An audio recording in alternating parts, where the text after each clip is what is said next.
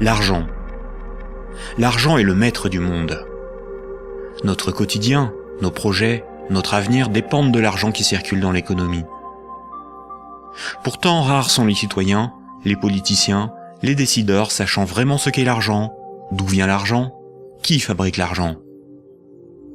Beaucoup croient que l'argent est fabriqué par l'État, qu'ils ont réellement de l'argent sur leur compte, et que les banques prêtent l'argent de leurs déposants quand elles font crédit. Ces trois croyances sont fausses.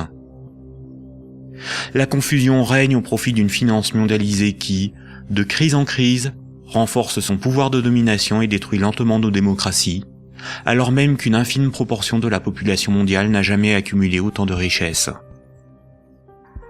En partant de ce que tout le monde connaît, pas à pas, en employant les termes techniques, en illustrant chaque principe par des exemples simples, ce document vous donne les bases indispensables à la compréhension du système bancaire et monétaire, et met en perspective les crises financières et économiques qui ne cessent de s'aggraver depuis 2008. La monnaie est au cœur de nos économies. Elle en est le fluide qui permet les échanges des biens et des services. Les biens, ce sont les objets physiques qui ont un prix, comme de la nourriture, des outils, de l'immobilier, des objets de la vie courante, des véhicules, de l'électronique. Un service, c'est du temps que l'on consacre à réaliser quelque chose contre une rémunération. Les architectes, les médecins, les garagistes, les peintres, les avocats, les comptables vendent de leur temps, sous la forme de services. Les biens et les services sont achetés avec de la monnaie. Savoir qui crée la monnaie est donc indispensable pour comprendre comment le monde fonctionne. La monnaie prend plusieurs formes, qu'il faut bien distinguer. Sans la connaissance des diverses formes de monnaie et les mécanismes qu'elles impliquent, il est impossible de comprendre le système monétaire et bancaire, et plus globalement l'économie. Il y a la monnaie sous la forme de billets et de pièces de monnaie. On l'appelle la monnaie centrale corporelle. C'est celle que vous pouvez retirer au guichet ou au distributeur automatique de billets de votre banque. On peut la toucher, on peut partir avec, on peut physiquement la détruire. On l'appelle aussi monnaie manuelle, liquide ou espèce. Elle est fabriquée par la Banque centrale. En dehors de la Banque centrale, personne n'a le droit de fabriquer des billets et des pièces de monnaie. La Banque centrale est une institution missionnée par l'État, ou les États d'une zone monétaire, pour fabriquer les billets et les pièces de monnaie. Elle a aussi pour mission de favoriser le bon fonctionnement de l'économie. Son but n'est pas de faire des profits, mais d'appliquer la politique monétaire. En France, comme pour l'ensemble des pays de la zone euro, la Banque centrale est la BCE, ou Banque centrale européenne. La BCE gère une monnaie nommée euro. Et puis il y a un autre type de monnaie, beaucoup moins connu. C'est la monnaie qui est sur votre compte en banque, appelée monnaie scripturale. Cette monnaie n'existe que sous la forme de chiffres dans les systèmes informatiques de comptabilité des banques commerciales privées. On l'appelle aussi monnaie secondaire. Les banques commerciales privées, appelées aussi banques de second rang ou banques secondaires, sont les banques des particuliers et des entreprises, comme la BNP, le Crédit Agricole ou la Société Générale. Ce sont des entreprises privées dont le but est le profit. Les banques commerciales privées sont les distributeurs des billets et pièces de monnaie. Ce sont des intermédiaires, des commerçants, qui font le commerce de la monnaie centrale. Elles ont développé un substitut à cette monnaie, qui est la monnaie secondaire ou monnaie scripturale privée. Elles réalisent la gestion des moyens de paiement tels que les chèques, les cartes bancaires, les virements et les prélèvements. Pour comprendre l'origine des différentes formes de monnaie, il faut comprendre pourquoi la monnaie a été créée et parcourir son histoire de l'Antiquité à nos jours.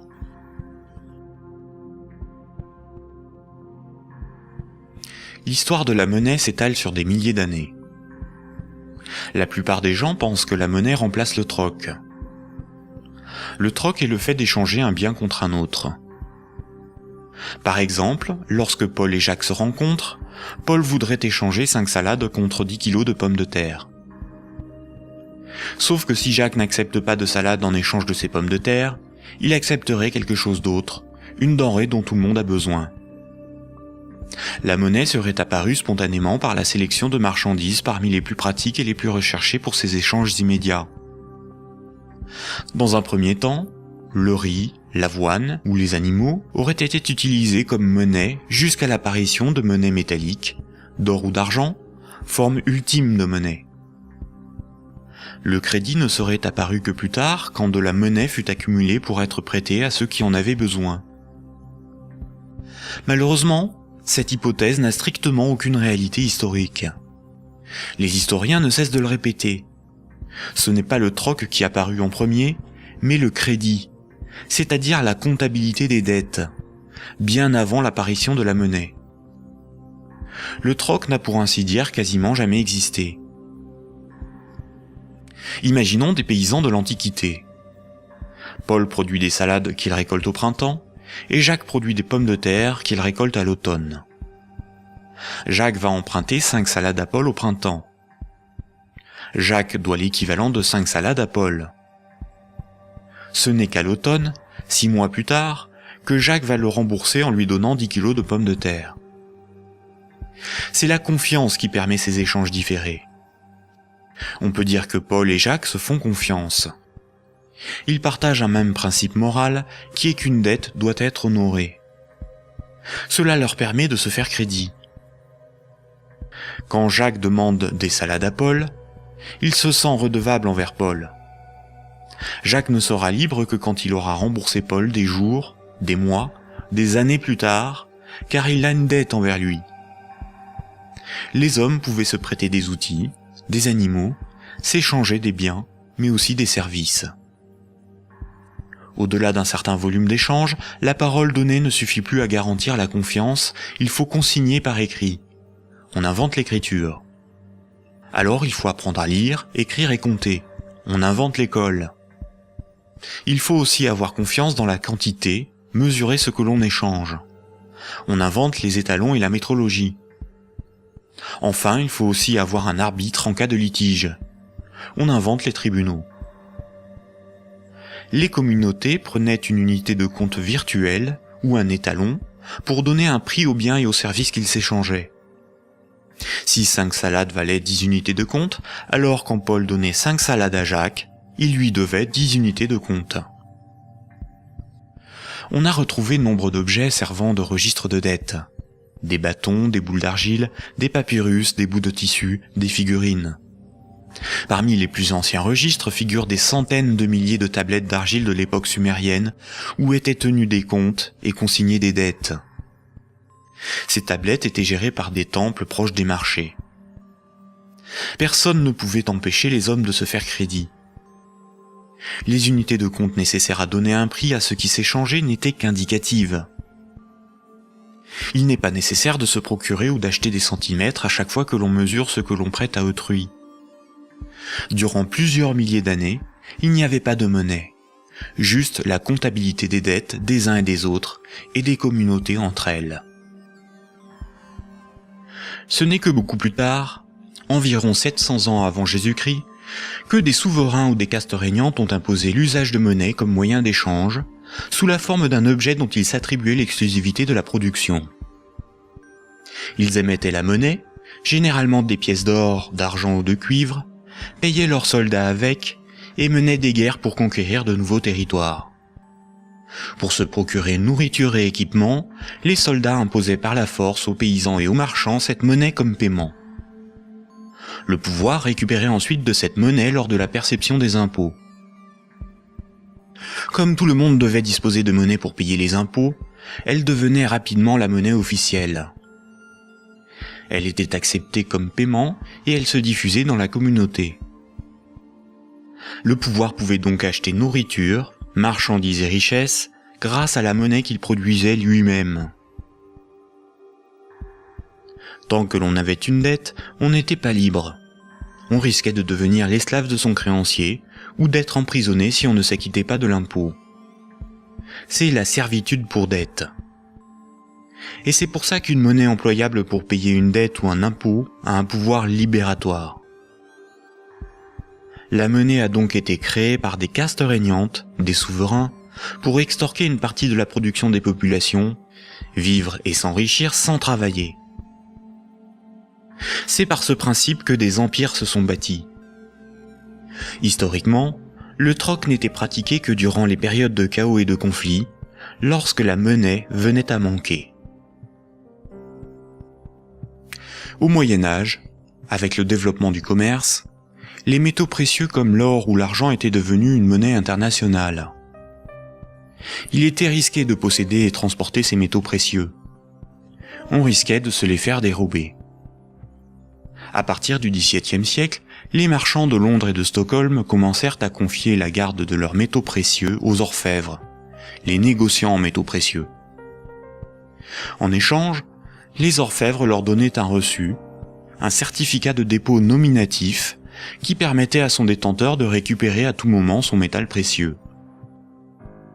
Lors des retraits, les orfèvres demandaient une petite somme pour le service de stockage rendu. Les boutiques des orfèvres devinrent des coffres fort bien gardés. Puis ces certificats sont devenus non nominatifs. Il était simplement inscrit dessus le poids de métal précieux qu'ils représentaient.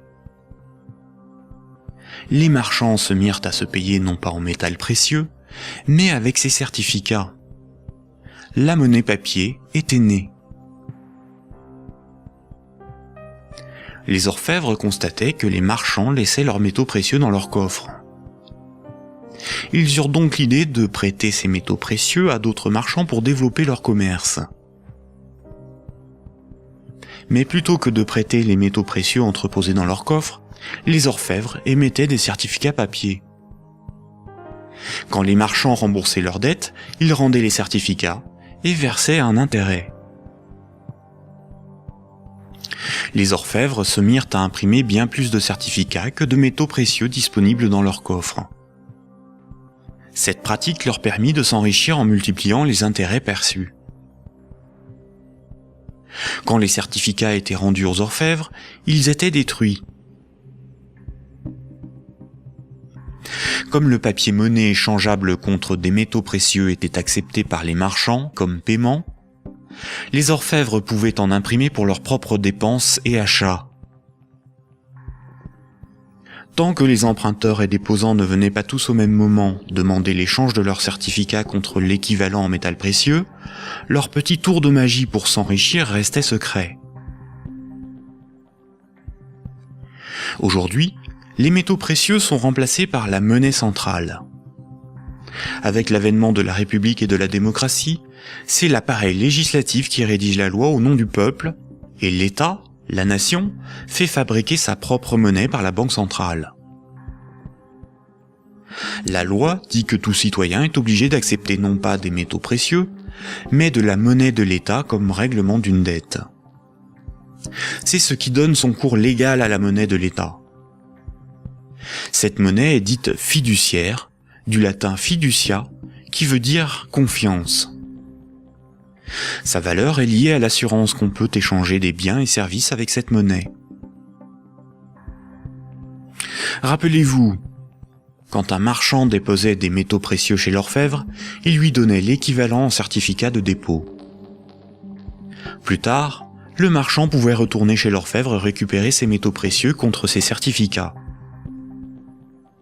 Aujourd'hui, quand le client d'une banque dépose des billets sur son compte, la banque le crédite.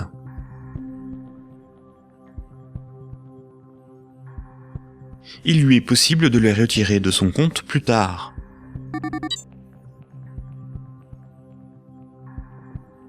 La monnaie secondaire, ou monnaie scripturale privée, est l'équivalent des certificats de dépôt des orfèvres. Tout comme le certificat de l'orfèvre est une reconnaissance de dette de l'orfèvre envers le marchand, un compte bancaire est une dette en monnaie centrale de la banque envers son client.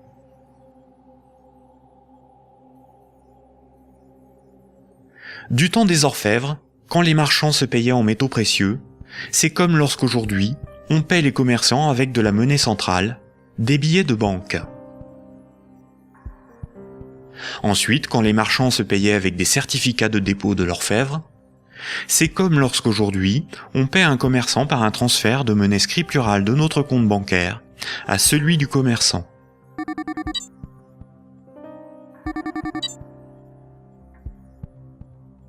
Rappelez-vous aussi que quand l'orfèvre faisait crédit, qu'il prêtait des métaux précieux, il émettait bien plus de certificats de dépôt que de métaux précieux disponibles dans ses coffres. Quand les marchands le remboursaient, il détruisait ces certificats. C'est la même chose aujourd'hui avec la monnaie scripturale privée. Quand une banque accorde un crédit, elle crée de la monnaie scripturale sur un compte à partir de rien. Et elle en crée bien plus qu'elle ne dispose de monnaie centrale dans ses coffres. Et quand son client rembourse son crédit, elle détruit la monnaie scripturale. C'est ce qu'on appelle la création monétaire et la destruction monétaire. La monnaie scripturale étant acceptée comme paiement, les banques peuvent aussi créer de la monnaie à partir de rien pour couvrir leurs dépenses et leurs achats. Les banques ont la possibilité de se faire crédit à elles-mêmes. On dit que les banques monétisent leurs dépenses. La monnaie centrale donne l'illusion au peuple que c'est l'État qui émet la monnaie, alors qu'en réalité, ce sont les banques commerciales privées qui ont ce privilège. Sans création monétaire par le crédit par les banques commerciales, il n'y aurait quasiment pas de monnaie en circulation. Les banques et les États sont comme les deux faces d'une même pièce. En effet, il faut d'abord que de la monnaie ait été créée par le crédit bancaire pour que l'État puisse en prélever par les impôts et les taxes.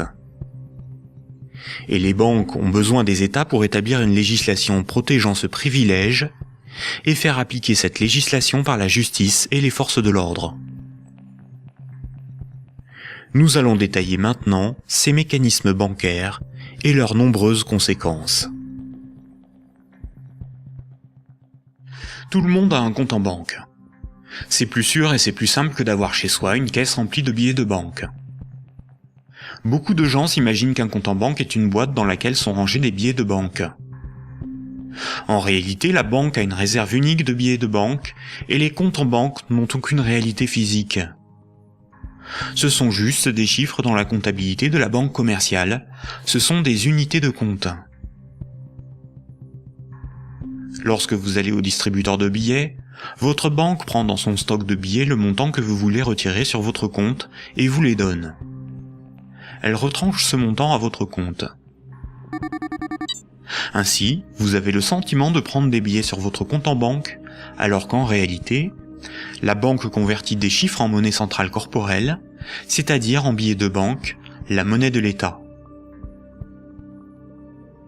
À l'inverse, quand vous déposez des billets sur votre compte, la banque les prend et les met dans son stock de billets et augmente le chiffre de votre compte. Votre compte ne représente pas un petit tas de billets de banque, mais seulement un chiffre dans un ordinateur. Vous ne retirez que très rarement l'ensemble de ce qui est sur votre compte. Vous retirez juste ce qu'il vous faut pour faire vos petits achats dans les commerces. Tout le reste, vous le laissez sur votre compte. Et le commerçant qui reçoit vos billets comme paiement les dépose lui aussi sur son compte.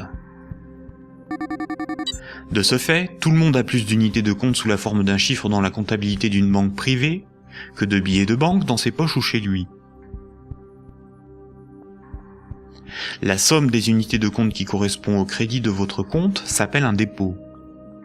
Un compte en banque sur lequel il y a 1000 unités de compte, on appelle cela un dépôt de 1000 €. On a l'illusion qu'une banque a toujours dans son stock de billets de banque l'équivalent des dépôts qu'elle gère.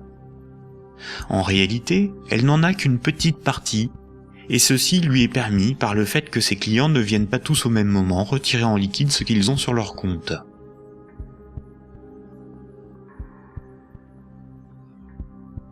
En Europe, la monnaie centrale est la monnaie qui a cours légal. C'est la monnaie officielle des États de la zone euro, dont l'État français. C'est la monnaie exigée par l'État pour le paiement des impôts et des taxes. La loi oblige les citoyens à accepter les billets de banque comme moyen de paiement, et elle sanctionne sévèrement ceux qui fabriquent de faux billets. En revanche, la monnaie inscrite au crédit d'un compte bancaire n'est qu'une reconnaissance de dette de la banque envers le détenteur du compte. Rien de plus. La loi impose aux banques commerciales privées de convertir ces unités de compte en billets de banque à votre demande. C'est pour cette raison que les banques commerciales appellent ces chiffres des euros.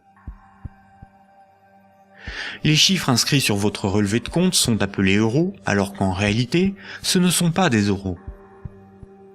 Ces unités de compte sont converties en euros au moment où vous les retirez de votre compte. Votre banque vous doit bien des euros, et c'est pour cette raison qu'il est marqué euros sur votre relevé de compte.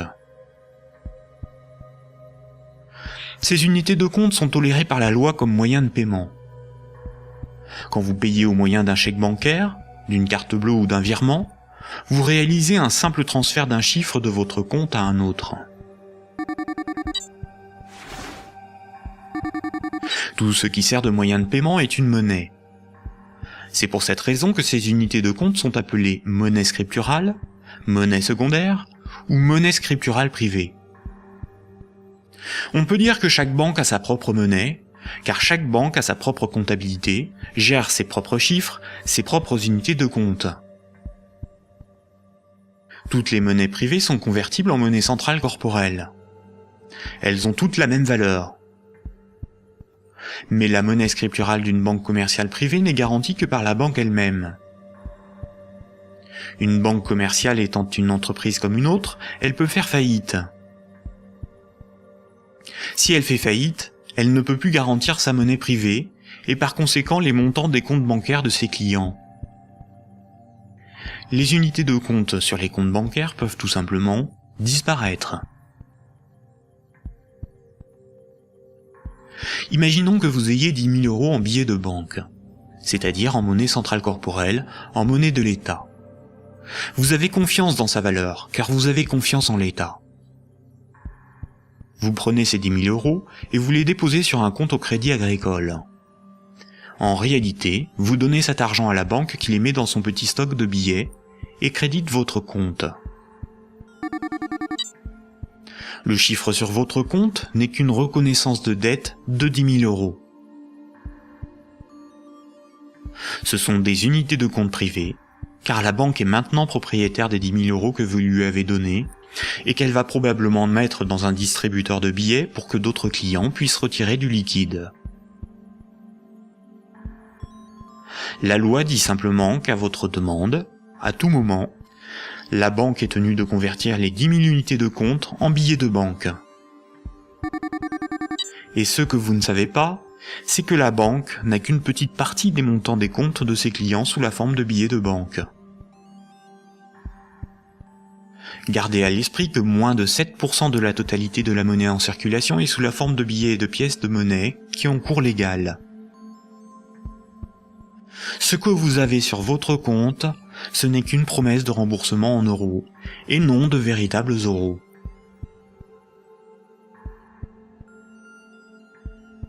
De nos jours, tout le monde paie des sommes de petite et grande taille sans jamais employer de billets de banque. La carte bancaire, la carte de crédit, les chèques bancaires, les prélèvements automatiques et les virements forment l'essentiel des procédés de paiement. Quand un client d'une banque veut transférer de l'argent à un autre client de la même banque pour le payer, que ce soit des entreprises ou des particuliers, la banque ne réalise qu'une manipulation de chiffres. Elle retranche au compte du client la somme à verser et l'ajoute au compte du destinataire. Aucun billet de banque n'est intervenu dans la transaction, et pourtant, les deux clients, en interrogeant leur banque, constatent bien qu'un transfert a été effectué.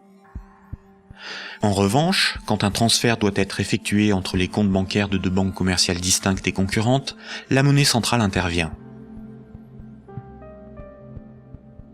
Toutes les banques commerciales privées ont un compte à la banque centrale. Aucun particulier ni aucune entreprise ne peut avoir un compte à la banque centrale. Seules les banques commerciales et le trésor public, c'est-à-dire l'État, ont un compte à la banque centrale. La banque centrale réalise la comptabilité là aussi avec des chiffres dans des ordinateurs, et non pas des tas de billets de banque. Et cela pour des raisons purement pratiques. On appelle cette monnaie la monnaie centrale scripturale. Ces comptes sont en monnaie banque centrale ou monnaie centrale. Quand une banque commerciale a trop de billets, elle peut les déposer sur son compte à la banque centrale. Quand elle en a besoin pour alimenter ses distributeurs automatiques, elle demande à la banque centrale de lui convertir des euros scripturales en billets de banque. Généralement, on ne fait pas la distinction entre monnaie centrale scripturale et monnaie centrale corporelle, c'est-à-dire les billets de banque. On appelle la somme de la monnaie centrale, scripturale et corporelle, la base monétaire. Entre elles, les banques commerciales se paient en monnaie centrale. Les banques n'acceptent pour paiement des autres banques que de la monnaie centrale. Quand un client veut transférer de la monnaie scripturale de son compte vers celui d'un client d'une autre banque, la monnaie scripturale est convertie en monnaie centrale, puis transférée à l'autre banque, qui va encaisser cette monnaie centrale et créditer le compte du destinataire. Ainsi, les banques se paient entre elles en monnaie centrale, car la monnaie scripturale privée d'une banque n'a pas de valeur pour les autres banques. La comptabilité du Crédit Agricole n'a rien à voir avec la comptabilité de la Société Générale. Ce sont deux entreprises distinctes et concurrentes. Ce qui existe entre les banques et pour les banques, c'est uniquement la monnaie banque centrale. C'est celle qui a cours légal, c'est la monnaie de l'État. Quand un client d'une banque a 1000 euros sur son compte, la banque n'est pas riche de 1000 euros. Elle doit simplement 1000 euros en monnaie centrale à ce client. C'est un chiffre dans sa comptabilité. Ce qui fait la richesse de la banque, c'est ce qu'elle possède, comme des immeubles, des bureaux, des actions, des titres financiers, et la monnaie centrale qu'elle a sous la forme de billets de banque ou de monnaie centrale sur son compte à la banque centrale. En revanche, à tout moment, la banque peut devoir s'appauvrir de 1000 euros si ce client les transfère sur un compte d'une autre banque, car cette autre banque veut être payée en monnaie centrale.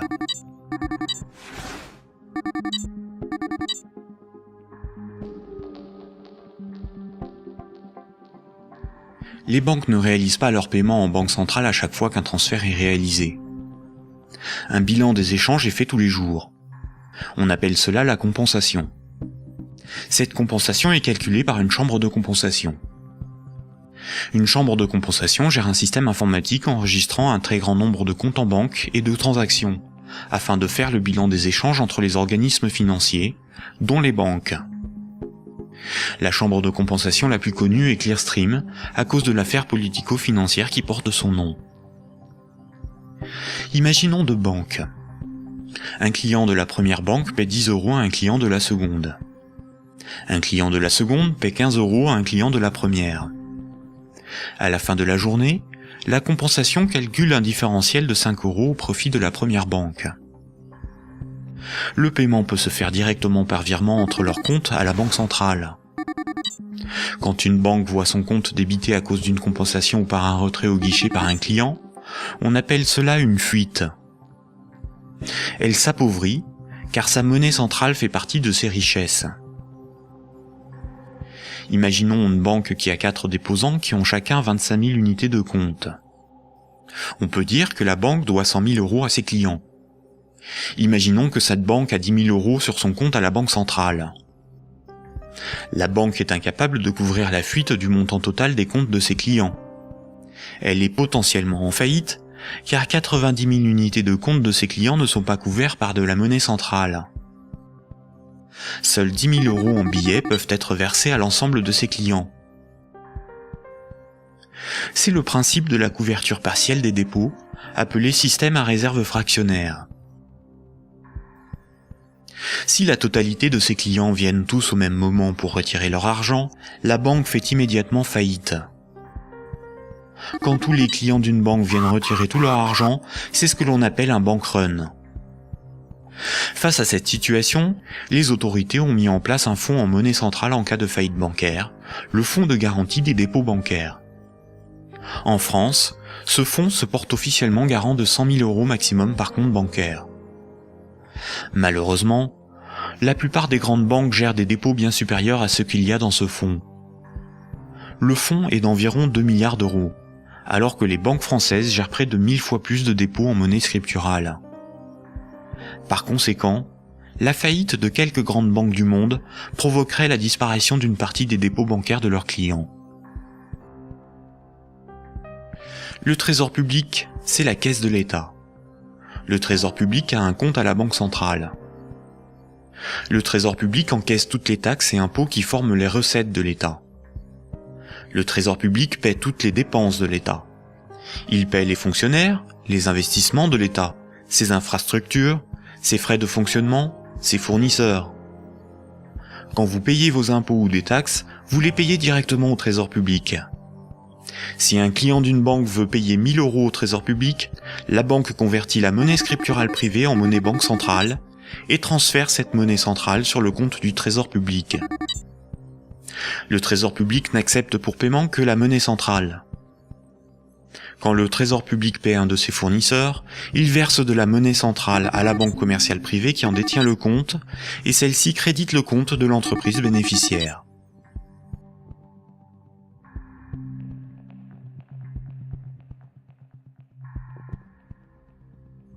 Récapitulons. Le système monétaire est basé sur deux espaces monétaires distincts et isolés. L'espace de la monnaie centrale et l'espace de la monnaie scripturale privée. La monnaie centrale, c'est la monnaie de l'État. La monnaie centrale sert aux banques et au Trésor public pour se payer. La monnaie scripturale privée, ou monnaie secondaire, c'est la monnaie gérée par les banques commerciales privées. Les particuliers et les entreprises utilisent principalement cette monnaie. Quand un citoyen reçoit son salaire, c'est par transfert de monnaie scripturale privée. Sur son relevé de compte, il voit marqué euros, alors que ces euros n'existent pas. Le chiffre au crédit de son compte est une promesse de remboursement en euros. Or, si une banque fait faillite, elle ne peut plus honorer sa promesse vis-à-vis de ses clients. En France, les deux premières banques gèrent plus de la moitié des dépôts bancaires. Aucun gouvernement ne permettra à une grande banque de faire faillite, car des millions de citoyens et d'entreprises perdraient une partie de leur argent.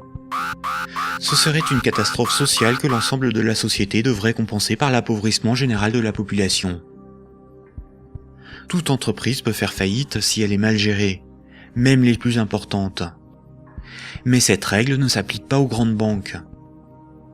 Les gouvernements les sauvent en taxant l'ensemble des citoyens si nécessaire. Voici ce qu'en pense Frédéric Lordon, économiste, directeur de recherche au CNRS et chercheur au Centre de sociologie européenne. Frédéric Lordon, vous êtes plus radical ?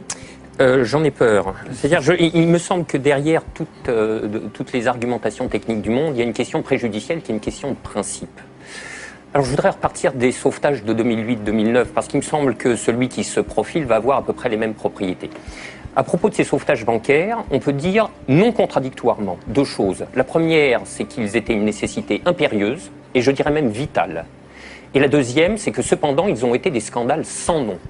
Des scandales sans nom. Alors pourquoi ça a été un scandale? Les gens le savent, alors ils sont un peu plus qu'échauffés, hein, je vous assure. On a sauvé les banques, on a sauvé la finance sans la moindre contrepartie, pas le plus petit commencement de réglementation d'activité financière ou de transformation des structures bancaires. Donc, si vous me passez l'expression, le corps social en a gros. Mais pour autant, il était une nécessité impérieuse de les sauver, pour une raison extrêmement simple, c'est que il faut que les gens essayent de se figurer l'ampleur des dévastations économiques et sociales qui suivent de la matérialisation d'un risque systémique. C'est dans le cadre de cette hypothèse que je me situe. On pourra peut-être y revenir tout à l'heure. C'est-à-dire l'effondrement total de toutes les banques.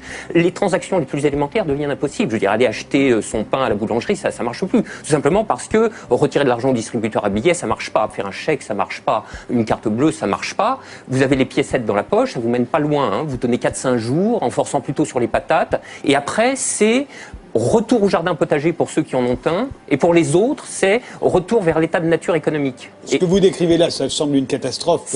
Oui, c'est la catastrophe ultime si les banques ne sont pas sauvées et qu'elles tombent toutes ensemble. Ça pourrait se produire d'après vous, ça? Alors pour moi, Grèce, oui. si vous voulez, c'est un événement qui est de l'ordre de l'impensable. C'est-à-dire, c'est un chaos social d'une telle ampleur qu'il me semble inconcevable que les États se désintéressent de la chose. Par conséquent, ils sont forcés de venir au secours de la finance, qu'ils le veuillent ou non. Et c'est exactement là que se noue le drame, si vous voulez. C'est dans cette articulation entre la nécessité impérieuse d'une part et le scandale de l'autre. Le corps social est forcé, par pouvoir public interposé, de venir au secours des banques, car si les banques calanchent, c'est le corps social qui calanche dans la semaine qui suit. Et forcément, les intérêts matériels de la population sont si intimement liés à la structure bancaire qu'il est impossible de la laisser crever. Et vous voyez donc là où est le problème, c'est que de par leur position très particulière dans la structure sociale du capitalisme, les banques sont les dépositaires de fait de deux biens publics vitaux pour une société marchande. Vitaux. Le premier, c'est les encaisses monétaires de la population, les dépôts, les épargnes. Je veux dire, si toutes les banques tombent, ceci s'évapore dans l'instant. Et c'est pas la peine de se gargariser avec le fonds de garantie des dépôts. Hein. Ça va si une banque ou deux tombe. Si la totalité s'écroule, le fonds saute comme un bouchon de champagne. Et le deuxième bien public vital, c'est l'intégrité du système des paiements. Et c'est parce que les banques ont capté ces biens publics qu'elles peuvent contraindre l'État, les corps sociaux à leur venir en aide. C'est quoi l'intégrité du système des paiements? C'est le fait que les banques sont les teneurs de compte, qu'elles les mouvementent, qu'elles les débitent, qu'elles les créditent, donc elles sont les opératrices. Absolument. C'est pas qu'elles les garantissent, c'est qu'elles opèrent très concrètement et très basiquement les transactions élémentaires. La gestion des moyens de paiement. Et exactement. Bon, alors, si vous voulez, là, il y a une situation de fait que les économistes appellent dans leur langage pluriel et amoral, mais dont le vrai nom est prise d'otage. Et celle-là, elle est colossale. Si vous voulez, chaque fois qu'il y a un mouvement social dans les transports ou le ramassage des ordures, on vous bassine avec la prise d'otage des syndicats. Mais ça, c'est une prise d'otage, mais cosmique. C'est énorme. Personne n'en parle jamais. Donc, la question de principe est la suivante. Derrière la question du sauvetage des banques et derrière la question des banques tout court, le corps social doit se poser la question de savoir s'il continue de tolérer que ces biens publics vitaux soient ainsi remis à des intérêts privés, et spécialement à des intérêts privés aussi mal éclairés que ceux de la finance, quand elle est mouillée jusqu'aux sourcils dans les marchés de capitaux. Bon, je trouve que poser la question, c'est y répondre. Et si on ne répond pas non, cette obligation de venir à la rescousse des banques se reposera éternellement. D'où ma conclusion. Il faut envisager la déprivatisation intégrale du secteur bancaire. La nationalisation. Alors, la nationalisation...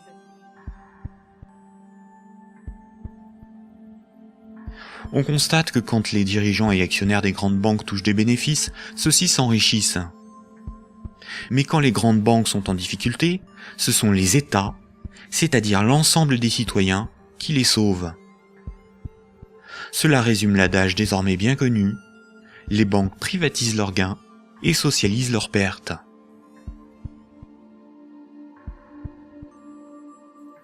Pour bien comprendre le mécanisme de création monétaire, nous devons savoir ce qu'est un actif. Imaginons que Paul possède une moto, des vêtements, une télévision, un ordinateur et 200 € sur lui en billets de banque. Tout ceci représente ses actifs, car les actifs, c'est ce que l'on possède. Les 200 € qu'il a sur lui sont ses actifs financiers. Maintenant, Jacques emprunte à Paul 100 €. En lui empruntant cette somme, Jacques signe une reconnaissance de dette l'engageant à rembourser Paul dans un mois.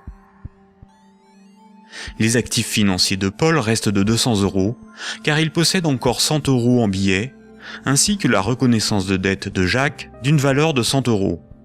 Cette reconnaissance de dette va à ses actifs, car il s'agit de quelque chose qu'il possède. Paul a ce qu'on appelle une créance sur Jacques. Jacques est débiteur de Paul. En cas de litige, si Jacques ne rembourse pas Paul, la justice pourra intervenir pour forcer Jacques à respecter ce contrat.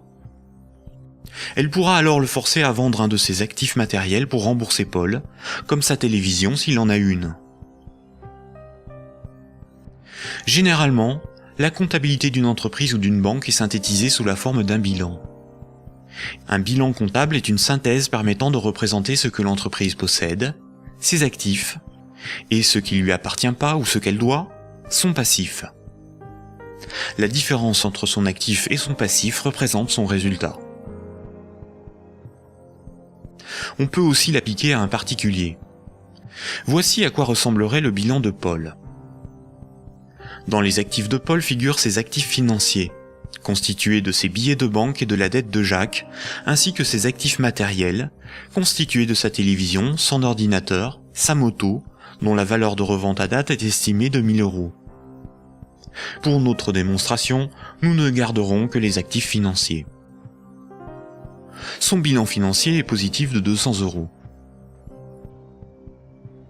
Le bilan de Jacques, qui n'avait aucun actif, est celui-ci. Jacques possède 100 € en billets, mais doit aussi 100 € à Paul. Le passif, c'est ce qu'on doit. Son bilan est donc nul, car son passif annule son actif. Donc un actif est quelque chose qui a une valeur financière que l'on peut inscrire dans un bilan. S'il est à l'actif du bilan, c'est quelque chose que l'on possède. S'il est au passif du bilan, c'est quelque chose qui ne nous appartient pas et que l'on doit à quelqu'un d'autre. Imaginons maintenant que Nicolas, qui a 300 € en billets de banque, propose à Paul de lui racheter sa créance sur Jacques.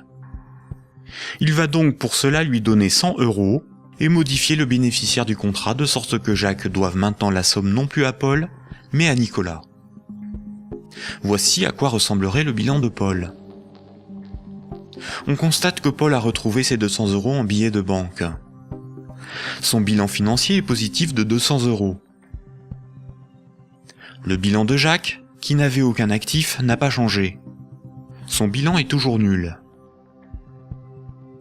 Le bilan de Nicolas, qui avait 300 € d'actifs, est maintenant celui-ci. Il reste à Nicolas 200 € en billets de banque et la reconnaissance de dette de Jacques, qui a une valeur, à terme, de 100 €. Le bilan de Nicolas est positif de 300 €. Lorsque Jacques devait 100 € à Paul, Paul prenait le risque que Jacques ne le rembourse pas. Quand Paul a vendu la reconnaissance de dette à Nicolas, c'est Nicolas qui prend le risque de n'être pas remboursé par Jacques. C'est un transfert de risque sur une créance. Si Jacques ne rembourse pas sa dette, le bilan de Nicolas peut perdre jusqu'à 100 €. On dit alors que Jacques fait défaut sur tout ou partie de sa dette. Nicolas perdrait 100 € sur son bilan, correspondant à la créance que Jacques n'a pas honorée. Nous voyons donc qu'une créance peut être un actif et peut être revendue au même titre qu'une moto ou des vêtements. Les actifs matériels ont une valeur estimative. Certains actifs matériels perdent de leur valeur avec le temps. C'est le cas d'un ordinateur ou d'une moto. Ils ne peuvent pas facilement être employés pour régler des dettes. En revanche, les actifs financiers ont une valeur connue. La créance sur Jacques ou les billets de banque ont des valeurs fixes. Le bilan d'une banque se présente comme le bilan de n'importe quelle entreprise. La banque a des actifs qui sont ses richesses, ce qu'elle possède, et un passif qui représente ce qui ne lui appartient pas, ses dettes. Nous avons vu que le crédit d'un compte bancaire d'un client est une dette de la banque envers celui-ci. Les dépôts correspondant au compte bancaire de ses clients sont donc enregistrés au passif de son bilan. Si on lit ce bilan, on comprend que la banque doit au total 600 € à ses clients. Imaginons qu'un de ses clients, Paul, a un dépôt de 100 unités de compte. Voici le bilan de la banque. Elle doit 100 € à Paul, ce qui correspond au dépôt que Paul a réalisé sur son compte. Ce compte en banque est dit à vue, c'est-à-dire que Paul peut tout de suite utiliser ses unités de compte pour un paiement. Paul souhaite emprunter 1 000 € à sa banque. La banque établit le contrat de prêt qu'elle lui fait signer. Ce contrat l'engage à rembourser la banque selon un échéancier précis. Paul devra rembourser les 1 000 € empruntés, appelés capital du crédit, plus 50 € d'intérêt. Pour créditer le compte de Paul, la banque ne prend pas les dépôts d'autres clients pour lui donner. Elle augmente simplement le chiffre inscrit sur son compte bancaire. Elle crée des unités de compte à partir de rien. La banque ne doit plus 100 € à Paul, mais 1 100 €. Le contrat de prêt de Paul apparaît sur son bilan comme quelque chose qu'elle possède. Cette créance sur Paul est à son actif. Les comptes des autres clients n'ont rien à voir avec cette opération. On dit que la banque a monétisé la créance sur Paul. Elle a transformé cette créance en moyen de paiement sous la forme de monnaie scripturale privée ajoutée au compte de Paul. On appelle cette opération d'augmentation des dépôts par simple jeu d'écriture la création monétaire. On parle de création monétaire ex nihilo, ce qui veut dire à partir de rien. Enfin, quand Paul va rembourser le crédit, la banque va annuler des unités de compte chaque mois, selon l'échéancier du crédit, directement sur le compte de Paul. Cette annulation est appelée destruction monétaire. Elle diminue la somme qu'elle lui doit. Simultanément, dans son bilan, la somme restant à rembourser diminue aussi. La banque prend le risque que Paul n'arrive pas à rembourser le crédit, qu'il soit insolvable. C'est le risque de faire crédit ou risque de contrepartie. On pourra qualifier alors la créance de Paul, le contrat de prêt, d'actifs pourris ou d'actifs toxiques. Cette opération de création de moyens de paiement artificiels, tout comme sa destruction progressive lors du remboursement, est difficilement compréhensible pour la plupart des gens, y compris pour ceux qui travaillent dans les banques, même à haut niveau. Il est pourtant évident que quand une banque accorde un prêt, aucun de ses clients ne voit son compte diminuer ne serait-ce que d'1 €. Ce mécanisme est très mal compris et les médias perpétuent, par ignorance, le mensonge selon lequel les banques doivent collecter des dépôts pour pouvoir prêter de l'argent. Pourtant, ce mécanisme est parfaitement décrit dans les manuels d'économie. Vous pouvez par exemple télécharger un petit fascicule intitulé « La monnaie et nous », édité par la Banque de France en 2009, expliquant la création monétaire par les banques commerciales privées.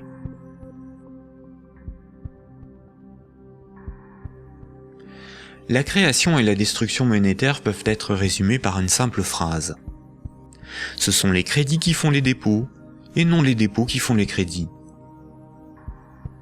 Cette phrase permet de se rappeler que la totalité de la monnaie en circulation sur nos comptes en banque ou dans nos poches est créée par le crédit bancaire.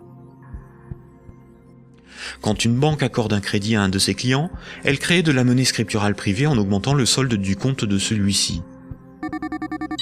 Elle ne crée pas des euros, mais des unités de compte convertibles en euros. Plus il y a de crédits accordés par les banques, plus il y a de dépôts, de billets et de pièces de monnaie. La totalité de la monnaie en circulation dans l'économie représente ce qu'il reste à rembourser des crédits contractés. Quand Paul achète une automobile à crédit, il paie tout de suite le vendeur avec la monnaie créée. 2 jours plus tard, le vendeur achète une télévision, des livres et un ordinateur. Les vendeurs de la télévision, des livres et de l'ordinateur vont eux aussi réaliser des achats. Paul n'a pas commencé à rembourser son crédit que la monnaie circule déjà dans l'économie. Le nombre de fois dans une année qu'une unité de compte va servir de paiement est appelé vitesse de circulation de la monnaie ou vélocité de la monnaie. 100 unités de compte échangées 10 fois pour des paiements représente 1000 € de paiement. L'argent qui circule de compte en compte est donc en réalité une dette qui circule. Les billets et pièces de monnaie en circulation sont une conversion de monnaie scripturale privée créée lors des crédits. Chaque unité de monnaie scripturale sur nos comptes bancaires et chaque billet ou pièce de monnaie dans nos poches a été créé lorsqu'un particulier, une entreprise ou un État a emprunté de l'argent à une banque. Une banque peut aussi créer des unités de compte pour ses propres dépenses. Pour cela, une banque ouvre un compte pour chacun de ses salariés ou fournisseurs. Ensuite, elle crée des unités de compte à partir de rien sur ses comptes. C'est comme cela que les banques assument leurs charges ou réalisent des investissements. On dit que la banque monétise ses frais de fonctionnement ou ses achats. Quand elle paie un employé ou un fournisseur par création monétaire, la banque ne fait rien de plus que de se créer une nouvelle dette envers celui-ci. A l'inverse, quand une banque prélève une somme sur votre compte en banque, elle n'opère aucun transfert. Quand elle prélève des frais bancaires ou simplement les mensualités de remboursement d'un crédit bancaire, elle détruit de la monnaie. Ainsi, votre banque vous doit moins d'argent. Comme nous l'avons vu, historiquement, la monnaie remplaçant le troc est un mythe qui vous laisse penser que la monnaie est un élément physique permanent, et donc il y a quelque chose sur votre compte. Ceci vous semble d'autant plus vrai que vous pouvez retirer des billets de banque de votre compte. Les médias vous font croire qu'une banque doit amasser de la monnaie avant de pouvoir en prêter. Mais en réalité, les banques ne prêtent pas l'argent des autres clients, puisque ce sont elles qui le fabriquent lors des crédits et qui le détruisent lors du remboursement des crédits. Un crédit n'est en rien un prêt ou un emprunt. Il s'agit en réalité d'une création monétaire temporaire ou d'une location de moyens de paiement. Récapitulons. La monnaie scripturale privée est créée par les crédits, à partir de rien. Cette monnaie est détruite lors du remboursement des crédits. Ceci sous-entend une création-destruction simultanée et concurrente qui détermine une masse de monnaie scripturale privée en circulation, que l'on appelle masse monétaire. C'est similaire à la population d'un pays qui varie en fonction des décès et des naissances.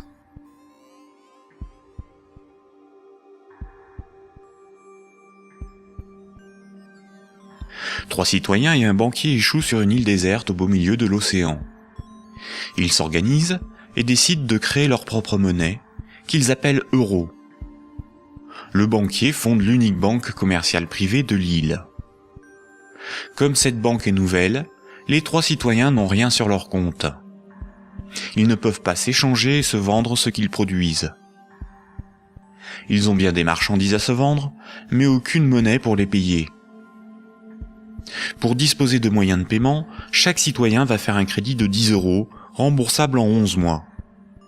Chaque citoyen devra rembourser 10 € de capital, plus 1 € d'intérêt. Lorsque le banquier leur accorde le crédit, il crée 10 € à partir de rien sur chaque compte. Le premier mois, la masse monétaire est de 30 €. Les citoyens disposent de monnaie pour s'échanger ce qu'ils produisent. À la fin du premier mois, les citoyens commencent à rembourser leur crédit. Le banquier prélève 1 € d'intérêt, qu'il utilise pour acheter des marchandises aux citoyens. La masse monétaire reste de 30 €.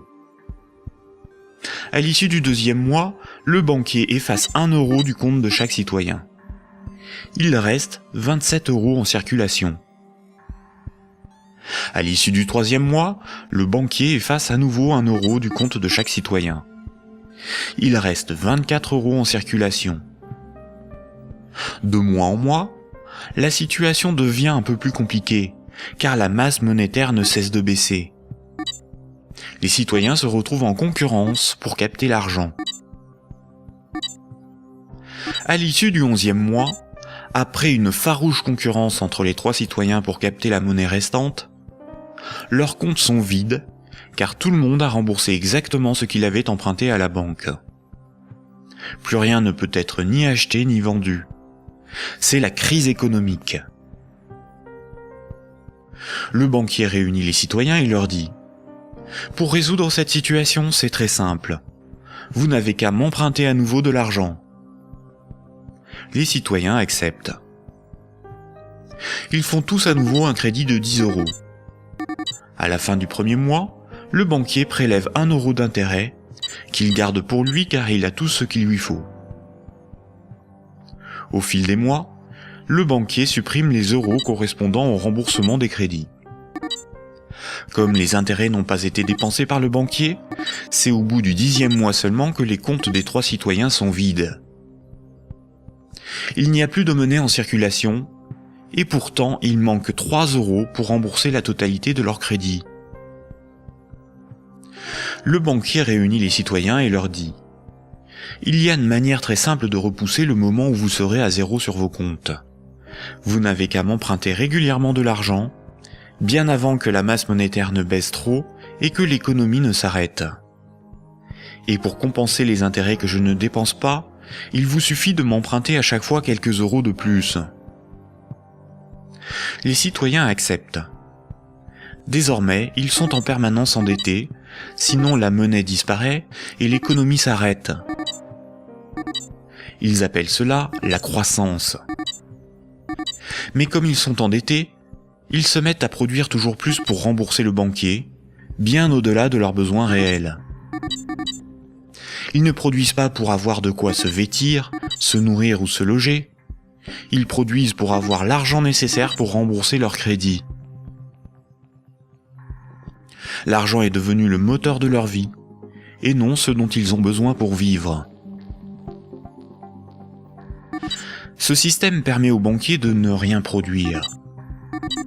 Il passe son temps à gérer ses comptes, à créer de la monnaie puis à la détruire. Avec la monnaie qu'il fabrique, il achète ce dont il a besoin aux citoyens. Rapidement, les ressources naturelles de l'île viennent à manquer.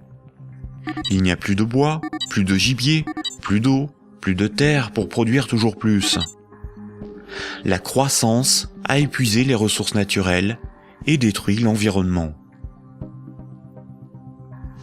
Cette petite histoire met en valeur de réalités tout à fait surprenantes. D'une part, les sommes dues aux banques sont globalement supérieures aux sommes disponibles pour les rembourser.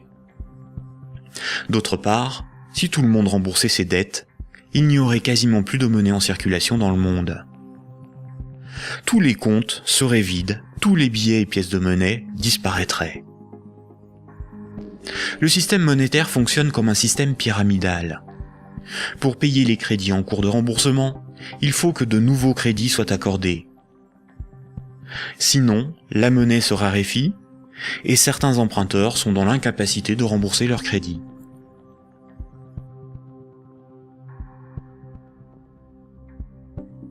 Pour les citoyens et les entreprises, la monnaie s'achète comme toute autre marchandise.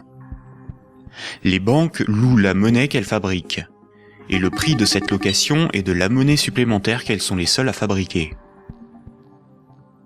Observons l'évolution de la masse monétaire dans la zone euro.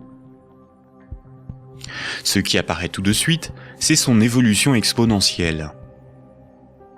La masse monétaire est composée de ce qu'on appelle des agrégats monétaires, nommés M1, M2 et M3.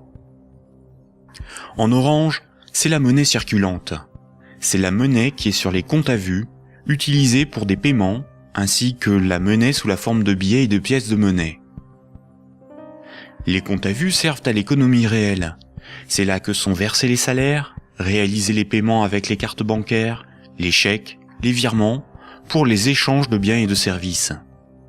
C'est la monnaie qui sert l'économie réelle. En vert, ce sont les dépôts dits à terme, ou comptes à terme. Ce sont des comptes d'épargne rémunérés, des comptes à préavis, des livrets comme le livret A, certains placements financiers, où une partie de la monnaie scripturale est bloquée par les particuliers pour un certain temps. C'est de l'argent qui fait un peu d'argent. En violet, ce sont les placements à long terme, plutôt destinés aux entreprises. Les comptes à terme et les placements bloquent la monnaie. Cette monnaie n'est plus disponible pour réaliser des paiements, elle ne sert plus l'économie réelle. La masse de la monnaie qui circule, en orange, diminue quand les crédits sont remboursés par destruction monétaire. Elle diminue aussi quand de la monnaie est épargnée et passe d'un compte à vue à un compte à terme rémunéré, ou qu'elle est bloquée dans des placements à long terme. Par ailleurs, les banques ou des organismes spécialisés comme Sofinco ou CTLM proposent de prêter de la monnaie scripturale privée existante contre intérêt. Ce sont de véritables prêts de dépôt bancaire, sans création monétaire. Ils représentent environ 40% des prêts de monnaie. L'industrie financière permet ainsi à de riches épargnants de ne plus travailler du tout. Ces épargnants peuvent ponctionner sur la masse monétaire circulante de la monnaie que les moins riches et les entreprises produisent par le crédit. Leur capital augmente progressivement en capturant de la monnaie créée par le crédit.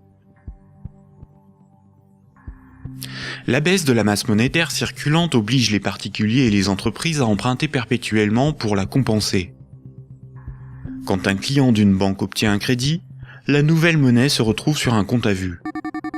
Elle est dépensée pour des achats et va voyager de compte en compte au fil des paiements, jusqu'au moment où elle servira au remboursement d'un crédit et sera détruite. Si la destruction monétaire est plus importante que la création monétaire, il s'ensuit une contraction de la masse monétaire. L'économie est en danger. La consommation baisse, cela provoque des faillites, certains doivent vendre de leurs richesses pour se procurer de l'argent, et il devient plus difficile de rembourser les crédits. Et si les emprunteurs n'arrivent plus à rembourser leurs crédits, ce sont les banques qui se retrouvent en difficulté.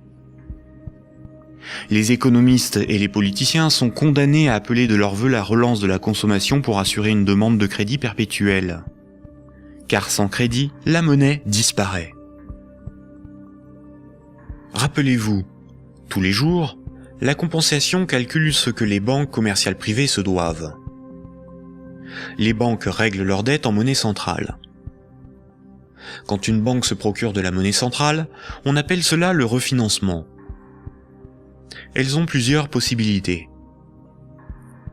Elles peuvent demander à la banque centrale un crédit en monnaie centrale. Pour cela, elles déposent des titres financiers en garantie, par exemple des obligations d'État, et la banque centrale crédite leurs comptes.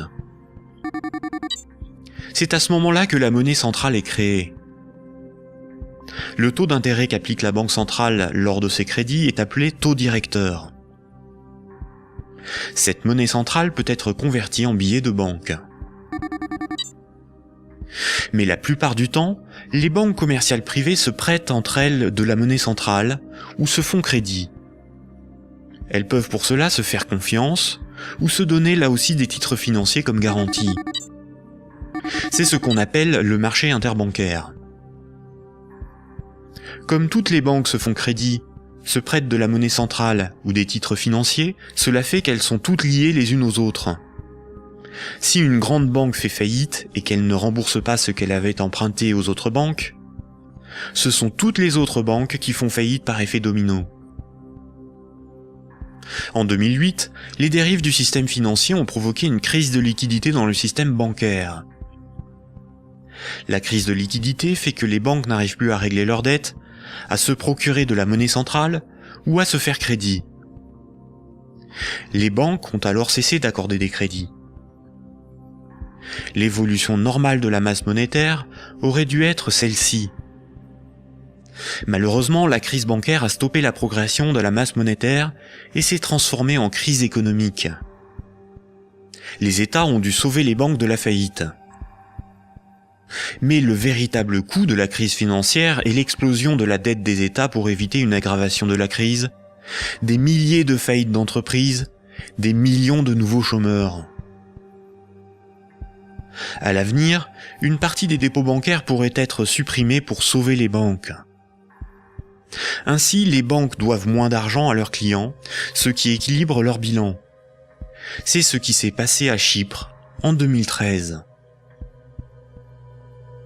À partir de 2009, certaines banques centrales ont créé et donné des milliards en monnaie centrale aux banques commerciales pour faciliter le règlement de leurs dettes et ainsi leur éviter la faillite et relancer le crédit. C'est ce qu'on appelle des politiques d'assouplissement quantitatif ou quantitative easing. Cette monnaie centrale nouvelle pourrait être représentée sur ce graphique en tant que M0, appelée aussi base monétaire. Plutôt que d'accorder des crédits aux entreprises et aux particuliers avec une rentabilité incertaine, les banques commerciales privées ont utilisé cette monnaie centrale pour spéculer et acheter de la dette souveraine. Ainsi, d'une manière totalement artificielle, les bourses n'ont cessé de monter, la finance de s'enrichir et les États de s'endetter. Puisque pour rembourser les crédits passés, il faut que de nouveaux crédits soient accordés, on comprend mieux pourquoi les politiques d'austérité et de désendettement sont un suicide économique. Le crédit permet aux particuliers et aux entreprises d'acquérir des biens réels et à l'économie de se développer. La masse monétaire augmente. Une politique d'austérité provoque une contraction de la masse monétaire, condamnant à la faillite certains emprunteurs, qu'ils soient des particuliers, des entreprises ou des États.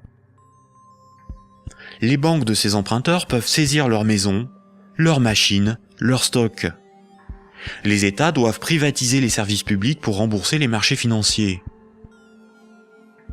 La baisse de la masse monétaire provoque la rareté de la monnaie, et cette rareté provoque in fine des transferts de richesses réelles des débiteurs vers la minorité des créanciers, notamment les banques. C'est similaire au processus organisé par l'Occident vis-à-vis des pays en voie de développement. On endette ces pays pour qu'ils nous achètent des infrastructures, des machines, des moyens de production, via des prêts du FMI et de la Banque mondiale. Incapables de rembourser les crédits, leur faillite permet de saisir les ressources naturelles ou même ceux qu'ils ont achetés grâce à ces crédits. Le PIB d'un pays, c'est approximativement la somme des revenus dans ce pays en une année. Dans la zone euro, la dette des États représente 90% du PIB. Et les dettes du secteur privé représentent 160% du PIB. En d'autres termes, pour rembourser toutes les dettes, il nous faudrait travailler 2 ans et demi en donnant tous nos revenus aux banques et aux marchés financiers. Or, si on remboursait toutes nos dettes, il n'y aurait plus de monnaie en circulation. Ce système pyramidal de dette n'est viable que dans un équilibre précaire, car la capacité des emprunteurs à rembourser leurs crédits dépend de la capacité d'autres emprunteurs à contracter de nouveaux crédits.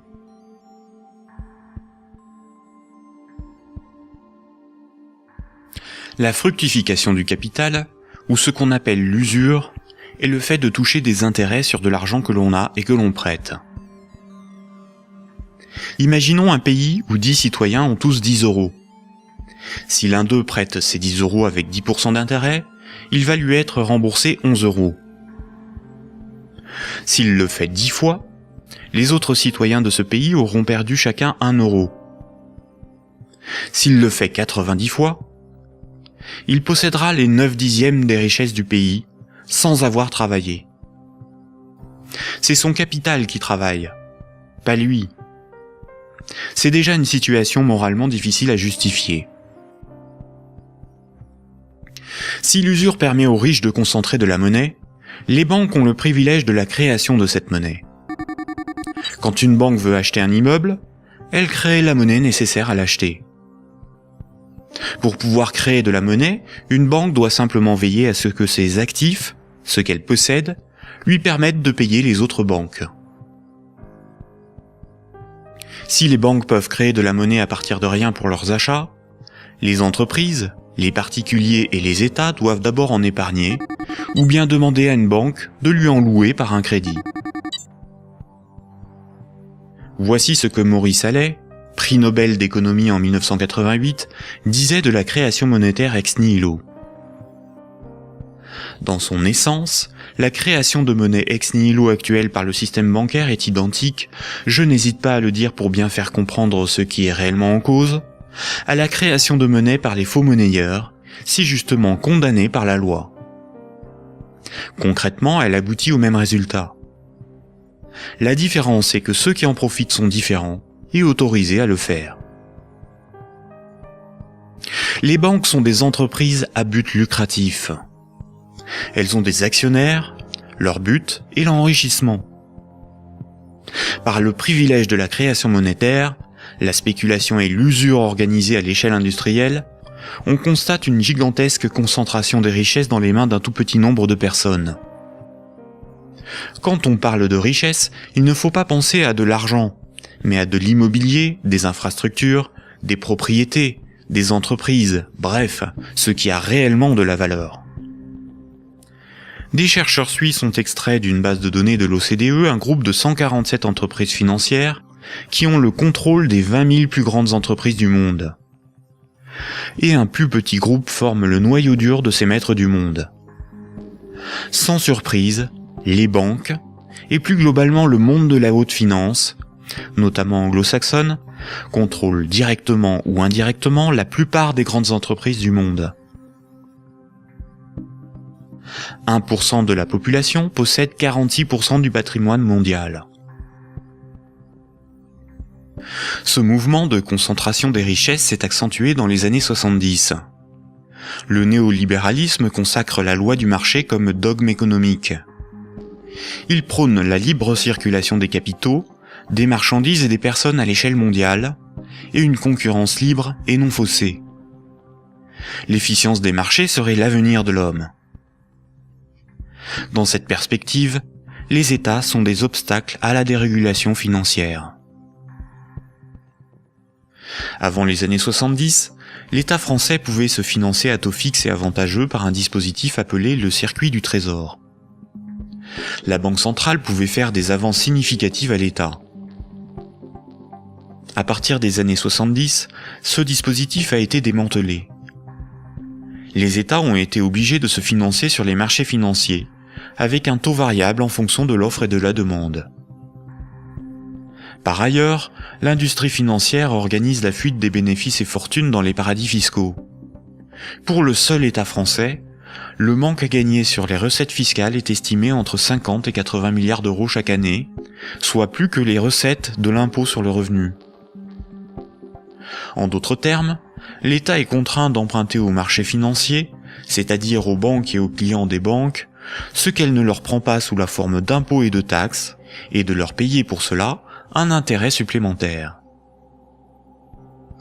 Sans les intérêts imposés par les marchés financiers, l'État français n'aurait pas dû payer plus de 1500 milliards d'euros d'intérêts en 30 ans.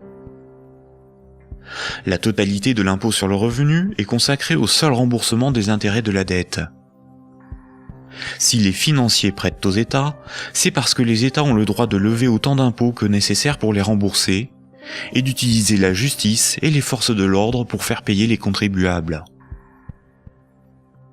La création monétaire est aussi appelée planche à billets, même quand il s'agit de monnaie scripturale privée créée par le crédit. C'est un terme péjoratif faisant référence à l'impression de billets de banque par l'État. Ce terme est parfois employé par certains économistes de manière démagogique, pour induire en erreur quant aux responsabilités de la création monétaire et de l'inflation. L'inflation, c'est la hausse générale des prix. Une même baguette de pain vaut 1,30 € en 2013, alors que 10 ans plus tôt, elle valait 50 centimes. L'inflation est due au rapport entre la création monétaire et la création des richesses réelles. Si on crée plus de monnaie que de biens et services à vendre, les prix vont augmenter. La déflation, c'est l'inverse. C'est la baisse générale des prix. Si on crée des biens et services à vendre, et qu'on ne crée pas de monnaie pour les acheter, la monnaie va manquer et les prix vont baisser. L'hyperinflation est une inflation excessive des prix, supérieure à 12 500% par an. Si une baguette de pain vaut 1 € en 2013, s'il y a de l'hyperinflation, elle vaudra au minimum 12,50 € un an plus tard.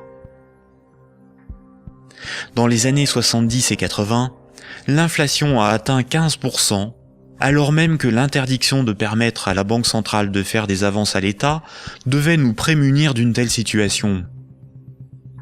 En réalité, interdire à l'État le financement à taux avantageux par sa propre banque centrale était le moyen non pas d'éviter une inflation excessive, mais de transférer une partie des recettes fiscales de l'État aux marchés financiers, c'est-à-dire aux banques et à leurs clients, et d'assurer aux banques commerciales privées le monopole de la création monétaire en supprimant la concurrence de l'État.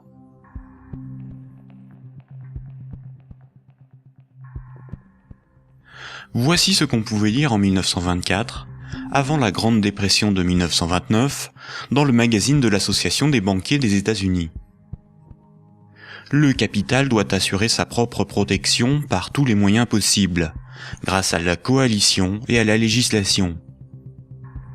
Les dettes doivent être collectées et les hypothèques exercées le plus rapidement possible.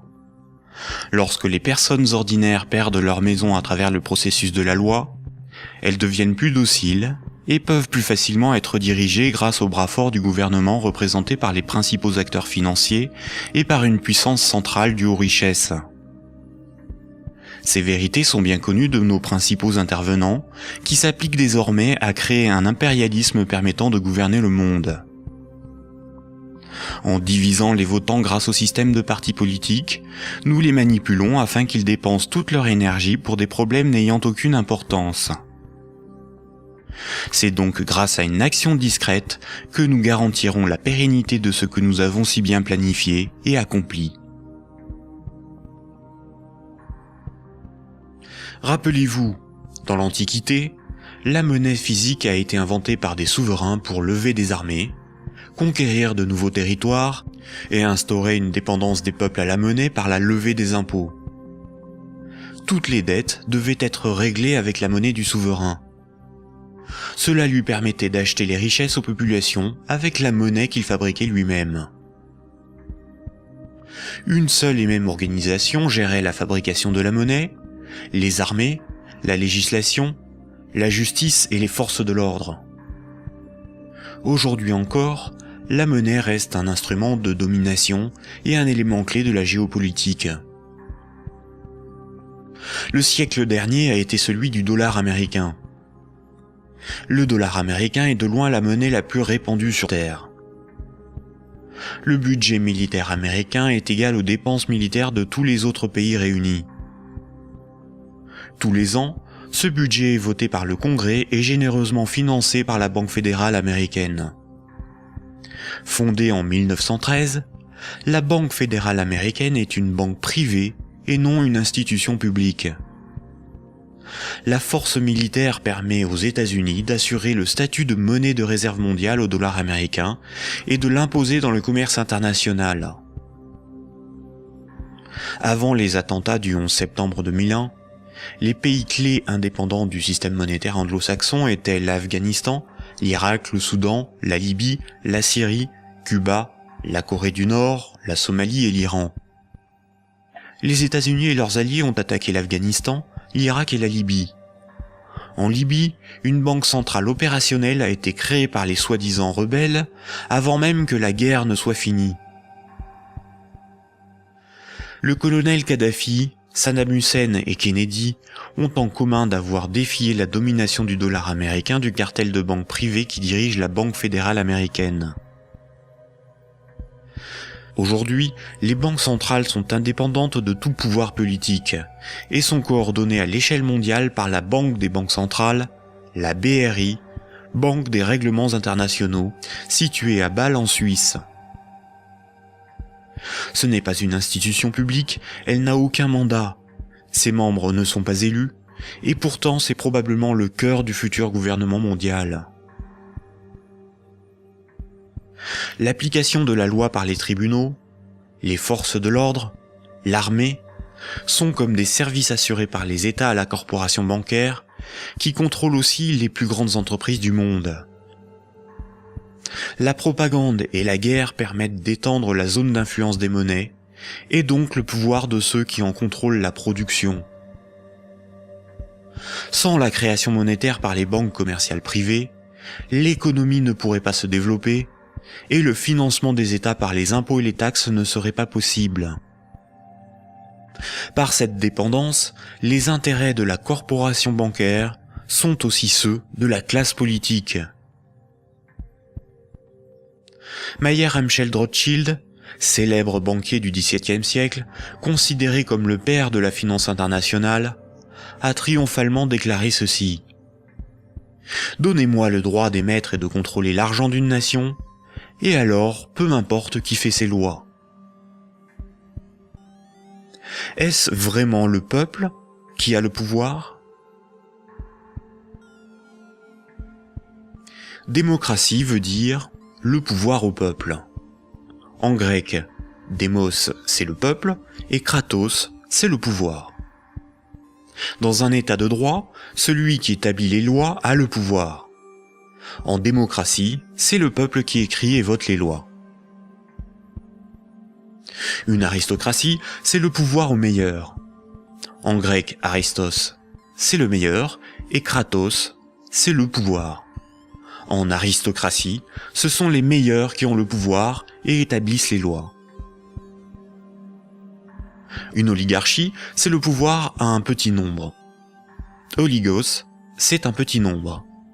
En oligarchie, c'est un petit nombre qui a le pouvoir. En France, nous sommes sous un régime dénommé gouvernement représentatif. Tous les 5 ans, on demande au peuple d'élire ses représentants parmi un groupe d'hommes politiques, dénommé classe politique. Les représentants écrivent et votent les lois, pas le peuple. Nous sommes donc dans une oligarchie. Historiquement, le terme de démocratie pour désigner le gouvernement représentatif a été employé dans les années 1830 pour tromper l'opinion publique et faire croire au peuple qu'il a le pouvoir. Ce mensonge perdure encore de nos jours. Si nous étions en démocratie, nous voterions nous-mêmes les lois, par des votations ou des référendums, et nous pourrions aussi en écrire, en proposer. En France, les représentants du peuple sont des politiciens de carrière, pour beaucoup fonctionnaires et issus de classes supérieures, âgés de 60 ans en moyenne. Ils ne sont en rien représentatifs du peuple français. Une fois les représentants élus parmi l'oligarchie de la classe politique, les électeurs n'ont aucun contrôle sur la politique menée et la législation établie. Les représentants votent selon leurs opinions, leurs intérêts, leur complicité ou leur carrière politique. Ils sont la cible de groupes d'intérêts qui influencent leur vote. Les textes de loi sont dans 9 cas sur 10 rédigés par de hauts fonctionnaires non élus. Donner le pouvoir à un groupe d'hommes issus d'une oligarchie, ce n'est pas avoir le pouvoir, c'est désigner ses maîtres. Les partis politiques, apparus dans les années 1840, étaient un moyen de canaliser l'insatisfaction des électeurs dans des oppositions et des conflits sans conséquences. Car si les lois étaient votées par le peuple, ce qui définit la démocratie, il n'y aurait pas de manifestations, pas de grèves, pas de mécontentement ou de troubles sociaux. Le peuple serait souverain. Durant la Révolution, les riches avaient bien plus à perdre que les pauvres. Voltaire, figure emblématique des Lumières, disait ceci. Un pays bien organisé est celui où le petit nombre fait travailler le grand nombre, est nourri par lui, et le gouverne. Si le pouvoir était donné au peuple, il aurait défendu ses intérêts propres au détriment de la minorité des riches, des notables et des banquiers. Écoutons le philosophe Alain Badiou parler de la démocratie actuelle. Voyez-vous, Alain Badiou, c'est ce que nous avons trouvé de moins mauvais pour choisir nos dirigeants. Oh, la théorie du moins mauvais, ça, vous savez, la théorie du moins mauvais ne peut pas impressionner le philosophe que je suis. Hein. Elle a beaucoup servi pour justifier le pire, le moins pire par rapport au plus pire, par exemple. C'est Churchill qui a inventé cette histoire, qui a consisté à dire que la démocratie, c'était le pire de tous les régimes, à l'exception de tous les autres. Il avait raison ? Eh ben non, il n'avait pas forcément raison. Pourquoi aurait-il eu raison ? Parce que il se peut que le meilleur régime politique soit à venir, qu'il dépende d'une invention de l'humanité. Après tout, vous savez, pendant des millénaires, ce à quoi nous assistions, c'était à des théocraties, à des régimes extraordinairement tyranniques et oppressifs. Ils ont duré bien plus longtemps que votre démocratie, bien plus longtemps. Donc cette démocratie, c'est peut-être tout simplement une sorte de petit intervalle dans l'histoire. Surtout que elle ne marche que là où le capitalisme est déchaîné. Hein. Ça, c'est un fait. Hein. Le régime parlementaire démocratique, je le constate, c'est un fait. Il n'existe comme régime installé, consensuel, conséquent, que là où l'économie capitaliste s'est développée. Et quand l'économie capitaliste commence à flancher, ce type de représentation politique se sent aussi un peu malade, n'est-ce pas ? C'est là où on en vient au cœur de votre pensée.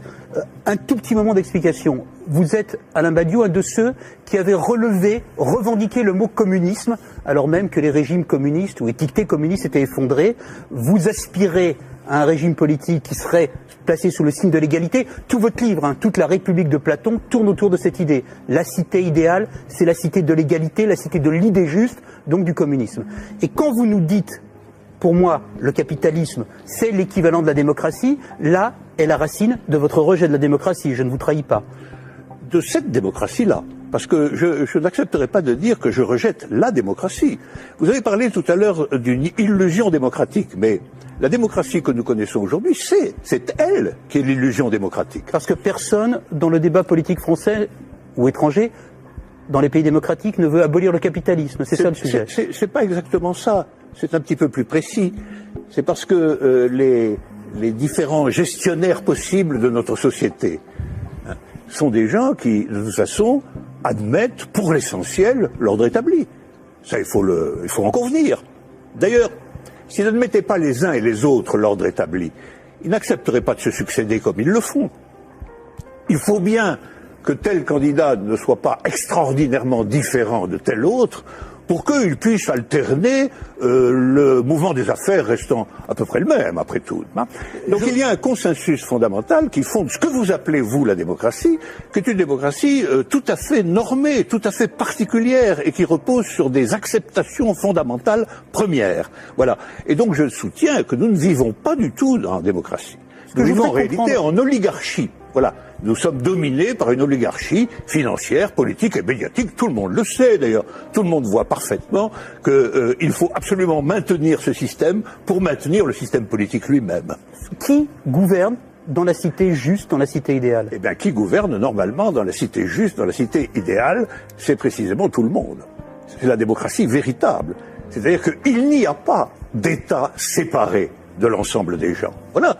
C'est ça la cité idéale. La cité idéale, c'est la grande idée communiste de Marx lui-même, qui est un peu oubliée, mais que je voudrais rappeler. C'est le dépérissement de l'État. C'est l'idée que l'existence d'une machine d'État oppressive, séparée, qui doit être perpétuellement validée par des élections, etc., c'est une affaire vieillie, c'est une affaire qu'il faut dépasser absolument, au nom de ce que Marx lui-même appelait un régime d'association. La capacité pour tout le monde de s'occuper de ses propres affaires. Ce qui est intéressant, et c'est là où, quand vous parliez de l'idée de Marx et de l'idée de l'association, vous êtes un fervent admirateur de ce qu'on a appelé les révolutions arabes, fervent admirateur également de ce qu'on a appelé le mouvement des indignés. Et ce qui est très intéressant, c'est que votre critique sur les révolutions arabes commence au moment où elle se transforme en processus démocratique électoral avec des élections. Oh ben c'est pas ma critique à moi, c'est d'abord la critique de tous ceux qui ont participé au mouvement dans les pays arabes. Ils ont été légèrement surpris et déconcertés par le résultat des élections. Mais le principe même des élections... Comme moi je l'ai été en mai 68. Eux aussi ils disent élections piège à con maintenant, maintenant qu'ils ont les partis islamistes dits modérés sur le dos. C'est comme si, après une révolution, une tempête révolutionnaire démocratique extraordinaire, on vous présentait un massif parti démocrate chrétien comme le vainqueur des élections. Ben vous seriez un peu étonné tout de même, C'est bien la preuve qu'il y a deux sens du mot démocratie qui ne sont pas du tout homogènes. Sauf que la revendication, Alain Badiou, la revendication du peuple contre les dictateurs, c'était de pouvoir voter. Bon, la revendication du peuple contre les dictateurs, c'était que les dictateurs s'en aillent. Mais après... c'était leur revendication unanime. Sur la question du vote, il y a eu d'innombrables débats. Comment, quand, dans quelles conditions? Ces débats ont souvent été tranchés par des autorités extérieures au mouvement populaire lui-même. En Égypte, par exemple, ils ont été largement tranchés par l'armée. Autant dire par ce qui restait du régime d'avant. Parce que la révolution a été volée par l'armée. Mais les Tunisiens, par exemple... Le gouvernement représentatif, en ne donnant aucun pouvoir aux pauvres, aux ouvriers et aux paysans, garantit la protection des intérêts des plus puissants et des plus riches. Aujourd'hui encore, le citoyen n'est qu'un électeur, un emprunteur et un consommateur. Il est informé par des médias inféodés aux grands groupes financiers et industriels dont ils sont pour la plupart la propriété.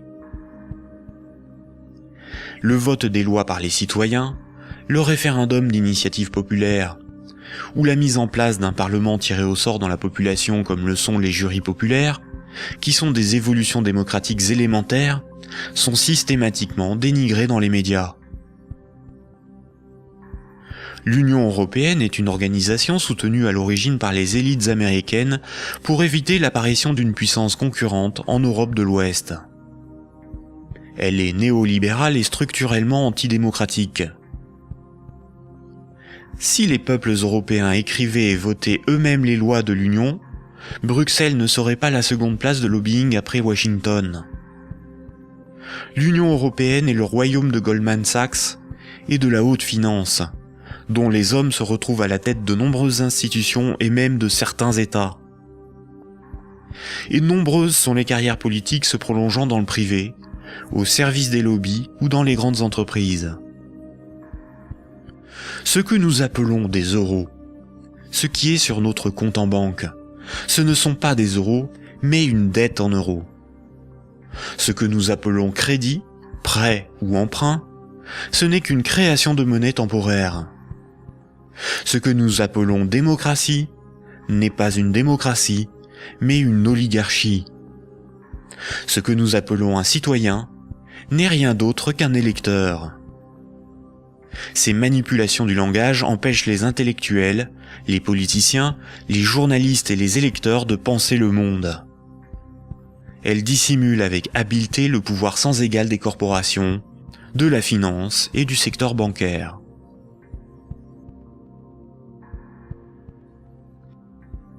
Aujourd'hui, la planète n'est plus capable de se régénérer. L'humanité tout entière est en train de se confronter aux limites de la Terre elle-même et manque de ressources naturelles. Toute croissance économique nécessite beaucoup de matières premières et d'énergie. Or, les ressources de la planète sont limitées. Certaines organisations militent pour qu'une nouvelle approche économique et sociale émerge, pour que nous soyons respectueux de notre environnement et sortons d'une logique de compétition, de surconsommation et de conflit. Certains font la promotion de la décroissance. La décroissance permettrait l'équilibre de l'activité humaine et les ressources de la planète. Mais la décroissance sous-entend une réduction permanente de la demande de crédit, donc une contraction de la masse monétaire qui déboucherait rapidement sur une crise économique majeure. En réalité, les nations sont les esclaves de l'impérieuse nécessité d'une dette perpétuelle pour disposer de monnaie, donc d'une croissance soutenue, impliquant une consommation en progression constante. S'il n'y a plus d'anticipation de revenus futurs, il n'y a plus de crédit, donc la monnaie disparaît, l'État ne peut plus fonctionner et l'économie s'arrête.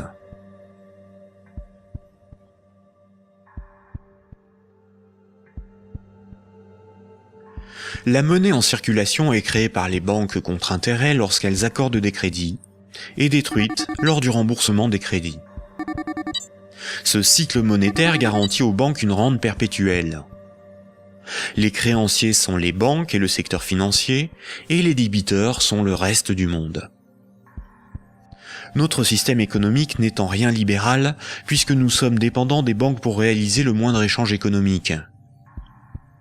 Nous ne sommes pas libres de ne pas être endettés. La rareté de la monnaie organise la concurrence entre les individus, entre les entreprises, entre les nations. Les banques créent la monnaie en fonction de leurs propres intérêts et non en fonction de l'intérêt général. Les conflits armés sont plus lucratifs que la diplomatie. La concurrence, plus dépensière que la coopération. La spéculation plus rentable que le social. Si les banques pouvaient nous vendre l'air que l'on respire, elles le feraient. Pour certains philosophes des siècles passés, voici l'ordre naturel des choses. Le divin représente l'ordre supérieur. L'ordre moral est guidé par le divin, par le sacré. L'ordre politique est guidé, lui, par la morale. Et la finance, elle, est au service de l'ordre politique. Mais si la monnaie n'est plus le reflet des échanges économiques de ceux qui créent les richesses réelles, mais le moyen par lequel ces richesses réelles sont échangées, l'argent devient le maître du monde. Une inversion des ordres s'opère. Le divin est remplacé par l'argent. N'a de valeur que ce qui a un prix. Les marchés font office de morale. Rien ne doit enfreindre les lois du marché, bénéfiques pour l'humanité. La finance est au service des marchés. Les financiers sont les nouveaux prophètes, ils défendent l'immanente main invisible. La politique et l'État sont au service de la finance, car ils en sont dépendants. Ils sont forcés de défendre les intérêts de la finance au détriment de ceux des peuples. Frédéric Bastiat, économiste politique au XIXe siècle, disait ceci. Quand le pillage devient un moyen d'existence pour un groupe d'hommes qui vit au sein de la société, ce groupe finit par créer pour lui-même tout un système juridique qui autorise le pillage et un code moral qui le glorifie.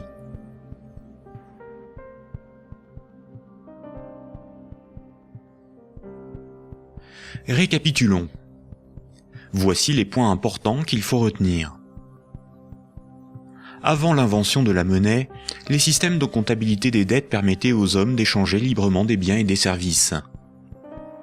Il était simplement noté ce qui était donné ou les services rendus, à qui et quand, de sorte à s'assurer que chacun donnait autant qu'il recevait. Les hommes se faisaient confiance, c'est ce qui leur permettait de se faire crédit. C'est environ 700 ans avant Jésus-Christ que la monnaie a été créée comme un outil de domination au service de souverains ou d'États. Le souverain payait ses soldats avec une monnaie qu'il fabriquait lui-même. Les soldats forçaient les paysans à accepter cette monnaie comme paiement. Le souverain s'assurait que personne d'autre ne produisait cette monnaie. Les faux monnayeurs étaient sévèrement punis. Le souverain levait ensuite un impôt dans sa propre monnaie. Les paysans étaient donc obligés de se procurer de la monnaie du souverain pour payer leurs impôts et éviter de finir esclaves, emprisonnés ou pendus. La monnaie permettait donc au souverain de payer son armée, de maintenir l'ordre par la violence et d'extorquer des biens et services à ses sujets. Dès lors, le terme de dette a été progressivement dévoyé. On disait que ceux qui ne payaient pas leurs impôts avaient une dette envers le souverain. C'est faux. Pour qu'un sujet ait une dette envers le souverain, il aurait fallu que le souverain lui ait d'abord donné quelque chose de valeur. Or, le souverain exigeait avec violence et sans contrepartie de la monnaie qu'il était le seul à fabriquer. Le mythe de la monnaie remplaçant le troc masque le fait que celui qui a le pouvoir de créer la monnaie peut s'approprier le travail d'autrui sans contrepartie. De nos jours, les institutions qui créent la monnaie sont les banques commerciales privées dont le but est le profit. Elles créent la monnaie lorsqu'elles accordent des crédits, et elles détruisent la monnaie lorsque les emprunteurs remboursent leurs crédits. En fonction de leur bilan, les banques créent aussi de la monnaie à partir de rien pour leurs propres dépenses. Quand, par exemple, on demande du pain à quelqu'un, il est bien normal de le lui rendre plus tard. On a une dette envers cette personne. C'est la morale qui nous dicte ce comportement, à juste titre. Mais quand une banque fait crédit, elle ne prête pas l'argent qu'elle possède. Elle le crée à partir de rien. Quand un emprunteur est endetté vis-à-vis d'une banque, la banque ne lui a rien donné. Elle exige pourtant qu'on lui rende quelque chose qu'elle ne possédait pas avant d'accorder le crédit, majoré d'un intérêt pour le service rendu. C'est parce que la loi protège ce privilège qu'elles peuvent contraindre les emprunteurs à rembourser leur crédit, quitte à saisir leurs biens et à les envoyer en prison. Il s'agit là d'un rapport de force. Les soi-disant dettes issues des crédits bancaires sont un moyen par lequel les banques extorquent une partie de notre travail contre une création de monnaie temporaire.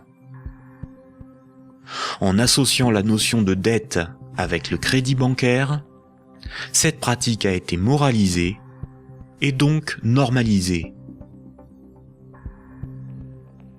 La monnaie centrale donne l'illusion que c'est l'État qui crée la monnaie. Or, la monnaie centrale est fabriquée à la demande des banques commerciales privées lorsque des actifs détenus par celles-ci sont monétisés par la banque centrale. En réalité, ce sont bien les banques commerciales privées qui fabriquent et louent la monnaie que nous utilisons tous au quotidien. La monnaie en circulation est créée par le crédit bancaire, puis détruite lors du remboursement des crédits. De ce fait, si tout le monde remboursait ses dettes, il n'y aurait plus de monnaie en circulation, tous les comptes en banque seraient vides, et les billets et pièces de monnaie disparaîtraient. La création monétaire par le crédit et la destruction monétaire lors du remboursement des crédits déterminent une masse monétaire. La variation de la masse monétaire est similaire aux variations de la population d'un pays en fonction des naissances et des décès. Quand la masse monétaire diminue parce qu'il n'y a pas assez de crédits accordés par les banques commerciales privées, il y a moins d'argent en circulation dans l'économie, car la monnaie est détruite par le remboursement des crédits en cours. Chômage, pauvreté, précarité, faillite d'entreprises et endettement des États se développent rapidement. Dans un tel système, la croissance est vitale pour l'économie. Les entreprises, les particuliers et les États s'endettent auprès du système bancaire pour assurer une augmentation constante et exponentielle de la masse monétaire. S'ils n'empruntent plus, ou que les banques n'accordent plus de crédit, comme c'est le cas depuis la crise financière de 2008, la monnaie disparaît à cause de la destruction monétaire et une grave crise économique survient rapidement. Sans dette, il n'y a pas de monnaie. Sans monnaie, il n'y a pas d'économie, les nations ne peuvent pas s'échanger ce qu'elles produisent. Donc sans dette, il n'y a pas d'économie. Ce système oblige l'ensemble de la société, des États, des nations, à être perpétuellement endettés et donc à enrichir les banquiers et la finance simplement pour disposer de monnaie pour leurs échanges économiques. C'est par ce principe que le système bancaire a servi le monde économique à ce profit, sans contrepartie productive. Chaque crédit sert à acheter une maison, une voiture, une télévision, et induit la consommation d'énergie et de matières premières pour leur fabrication. La nécessité de toujours plus de crédit provoque la destruction de l'environnement, le pillage des ressources de la planète, la surproduction, la concurrence et le consumérisme. Tant que chaque unité de monnaie, chaque euro, sera issu d'un crédit bancaire, les banques gouverneront le monde et l'humanité pillera la planète et détruira l'environnement pour enrichir l'oligarchie financière. Imaginons ce que serait la monnaie du futur. Imaginons un micro-pays avec 2 citoyens. Paul et Jacques se rencontrent. Leurs comptes sont à 0. Paul a fabriqué une chaise. Il la vend à Jacques 10 unités de compte. Jacques a alors moins 10 sur son compte et Paul a plus 10. Paul peut convertir 5 unités de compte en monnaie manuelle, en billets de banque. Ainsi, tant qu'ils sont dans leurs débits autorisés, personne ne peut empêcher Paul et Jacques de s'échanger ce qu'ils produisent. Leur débit autorisé est calculé en fonction de leurs actifs et de leur solvabilité, et représente le risque financier que doit assumer la société tout entière. La monnaie du futur est un jeu à somme nulle. Dans le futur, la monnaie sera représentative des échanges économiques réalisés, et non ce qui les permet. Aujourd'hui, la monnaie ne fonctionne pas du tout comme ça. Ajoutons dans ce micro-pays une banque. Pour acheter la chaise de Paul, Jacques va emprunter à la banque les 10 € nécessaires pour la payer. Jacques devra rembourser ces 10 € à la banque et verser en plus 1 € d'intérêt qui n'existe pas. Après la transaction, Paul possède bien les 10 € nécessaires à rembourser la banque et il faudra bien que Jacques les récupère d'une manière ou d'une autre pour rembourser son crédit. Il devra vendre son temps ou fabriquer des choses à vendre pour récupérer les euros pour rembourser son crédit. Mais les 1 € d'intérêt n'existeront qu'à partir du moment où un nouveau crédit aura été demandé à la banque. On comprend donc plusieurs réalités. Paul et Jacques sont dépendants de la volonté de la banque d'accorder ou non le crédit pour s'échanger ce qu'ils produisent. Ils sont obligés malgré eux d'enrichir la banque en achetant de la monnaie temporaire, qui sera détruite lors du remboursement des crédits. Le remboursement des intérêts oblige Paul et Jacques à perpétuellement emprunter à la banque pour pouvoir la rembourser. Ce système crée artificiellement un manque permanent de moyens de paiement qui débouche sur une concurrence accrue pour capter la monnaie en circulation. Paul et Jacques ont avant tout le problème de se procurer de la monnaie pour vivre. Il faut bien distinguer ce qui est au service de l'intérêt général et ce qui est au service d'intérêts particuliers. L'intérêt général, c'est l'intérêt du plus grand nombre, des nations dans leur ensemble. Les intérêts particuliers sont ceux des oligarques, des riches, des gens de pouvoir, des actionnaires, c'est-à-dire une minorité de personnes dans la société et à travers le monde. Prenons la monnaie. La monnaie sert des intérêts particuliers. Elle sert les intérêts de ceux qui la fabriquent, c'est-à-dire les banques commerciales privées et la finance, dont le but est l'enrichissement. La monnaie existe parce qu'il y a ce qu'on appelle des dettes. Ces dettes ne servent que des intérêts particuliers.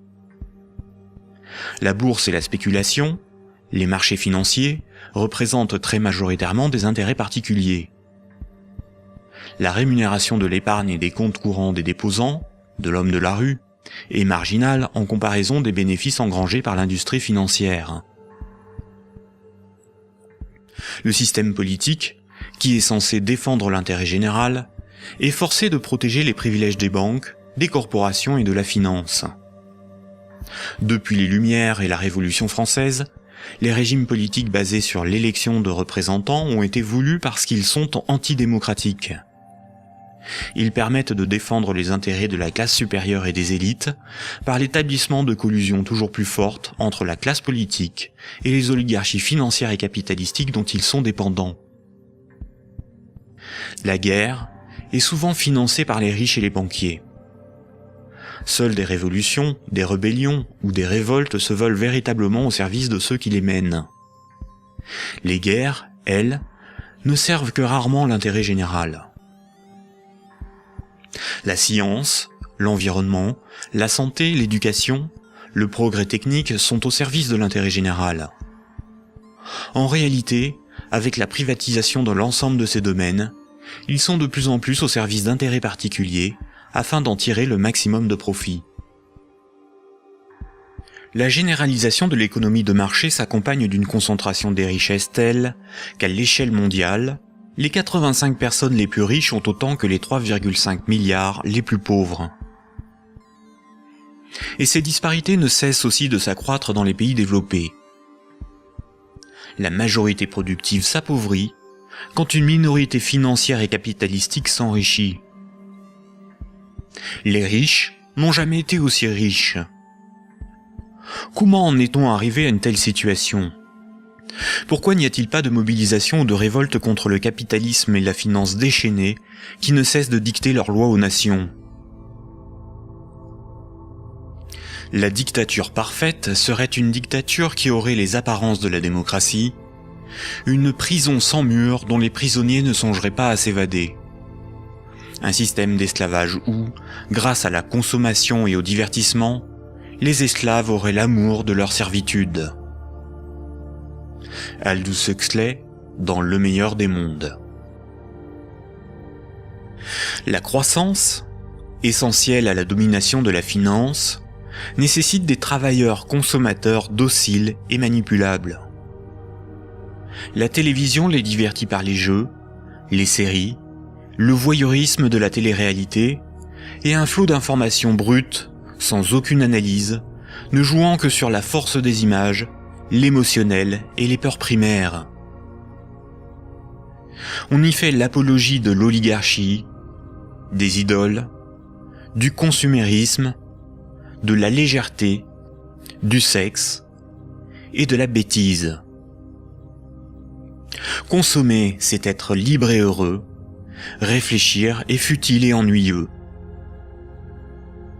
Le vocabulaire est réduit, le sens des mots dévoyé, de sorte qu'il n'est plus possible de penser la réalité. L'éducation est réduite à une forme de conditionnement à la servitude et d'insertion professionnelle. Un individu inculte n'a qu'un horizon de pensée limité, et plus sa pensée est bornée à des préoccupations futiles, moins il peut se révolter. La destruction des États-nations, de la cellule familiale, la négation des identités culturelles, religieuses et sexuelles, sont les moyens de supprimer tous leurs repères aux individus. Ils n'ont alors ni l'environnement social et institutionnel, ni les ressources mentales pour s'opposer à la domination mondiale des multinationales et de l'oligarchie financière, politique et capitalistique. Il faut comprendre que la télévision, la radio et la presse sont des médias unidirectionnels, alors que l'Internet est multidirectionnel. Les médias unidirectionnels sont maîtrisés par un petit nombre de personnes soigneusement sélectionnées par les oligarchies politiques et financières pour délivrer des programmes servant leurs intérêts. L'opinion du citoyen est ainsi formatée, maîtrisée, contrôlée.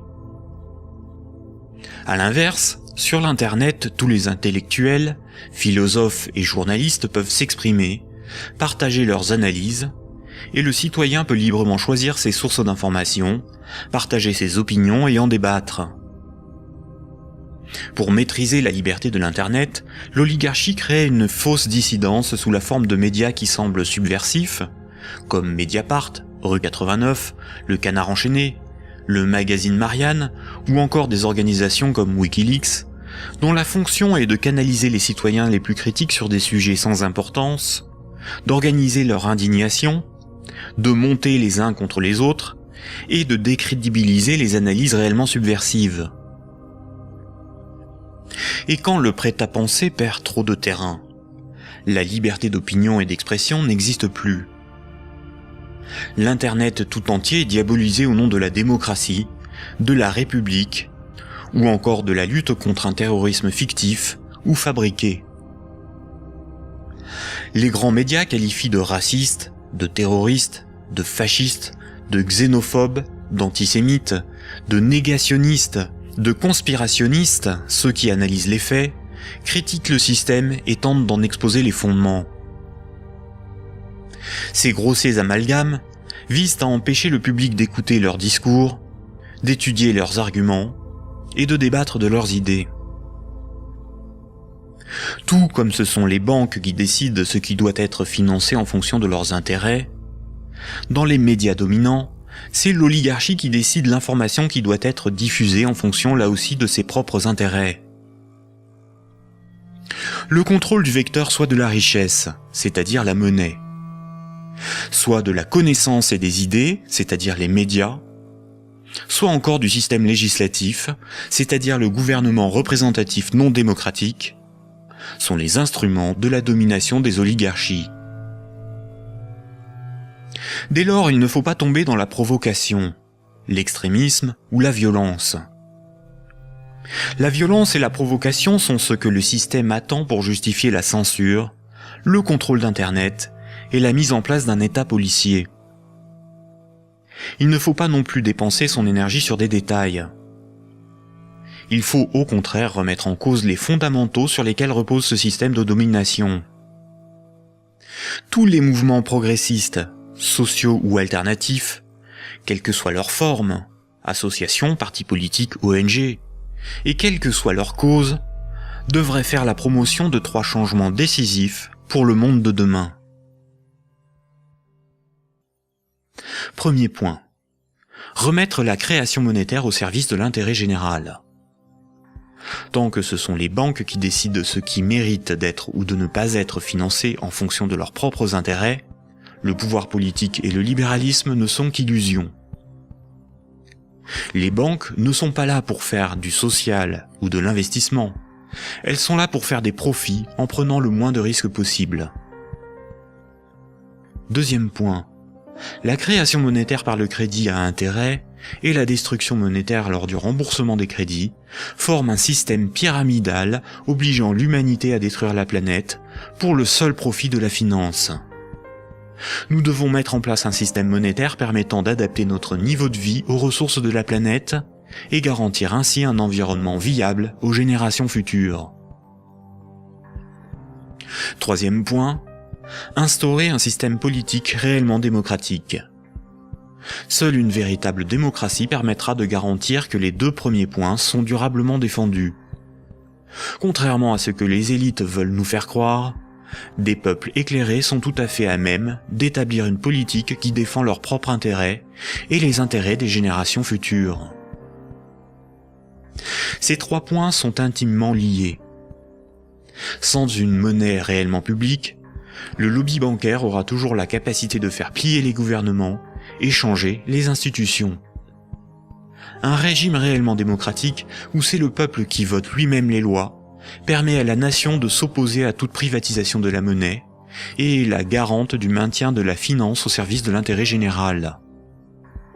Une création monétaire publique et l'instauration d'une véritable démocratie sont indissociables, car l'un est le garant de l'autre. Voici quelques mouvements citoyens dont les propositions permettraient des évolutions majeures de la société. La monnaie permanente, le 100% monnaie ou smart. La monnaie permanente s'oppose à la monnaie d'endettement. Elle remplace la création monétaire privée. Elle permettrait la mise en place d'une politique réellement écologique et sociale.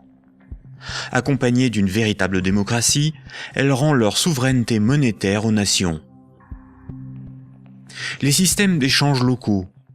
Les CEL sont similaires au système de comptabilité des dettes sans monnaie de l'Antiquité. Ils sont totalement indépendants de l'euro, contrairement aux monnaies locales ou complémentaires. Si une monnaie locale ou complémentaire est créée en échange d'euros donnés à l'organisation qui les gère, elle ne provoque qu'un protectionnisme marchand à petite échelle. Le revenu de base est le dividende universel. Tout en bouleversant les rapports sociaux, il impose de repenser la notion de travail, de justice, et induit une refonte du système monétaire pour être appliqué à grande échelle. Le tirage au sort. Un parlement non élu, mais tiré au sort dans la population est un système par nature démocratique, incorruptible et parfaitement représentatif. Il s'inspire de la démocratie athénienne et des jurys populaires, évite les dérives électoralistes et institue l'impuissance des lobbies. La démocratie directe. Il s'agit de faire voter les lois par référendum. La Suisse, par exemple, par ses votations et son référendum d'initiative populaire contraignant, est très proche d'une démocratie directe. À nous de sensibiliser nos proches, nos concitoyens, nos décideurs, nos élites, sur les fondements du monde d'aujourd'hui, et de faire la promotion de ces alternatives économiques, financières et politiques essentielles au monde de demain.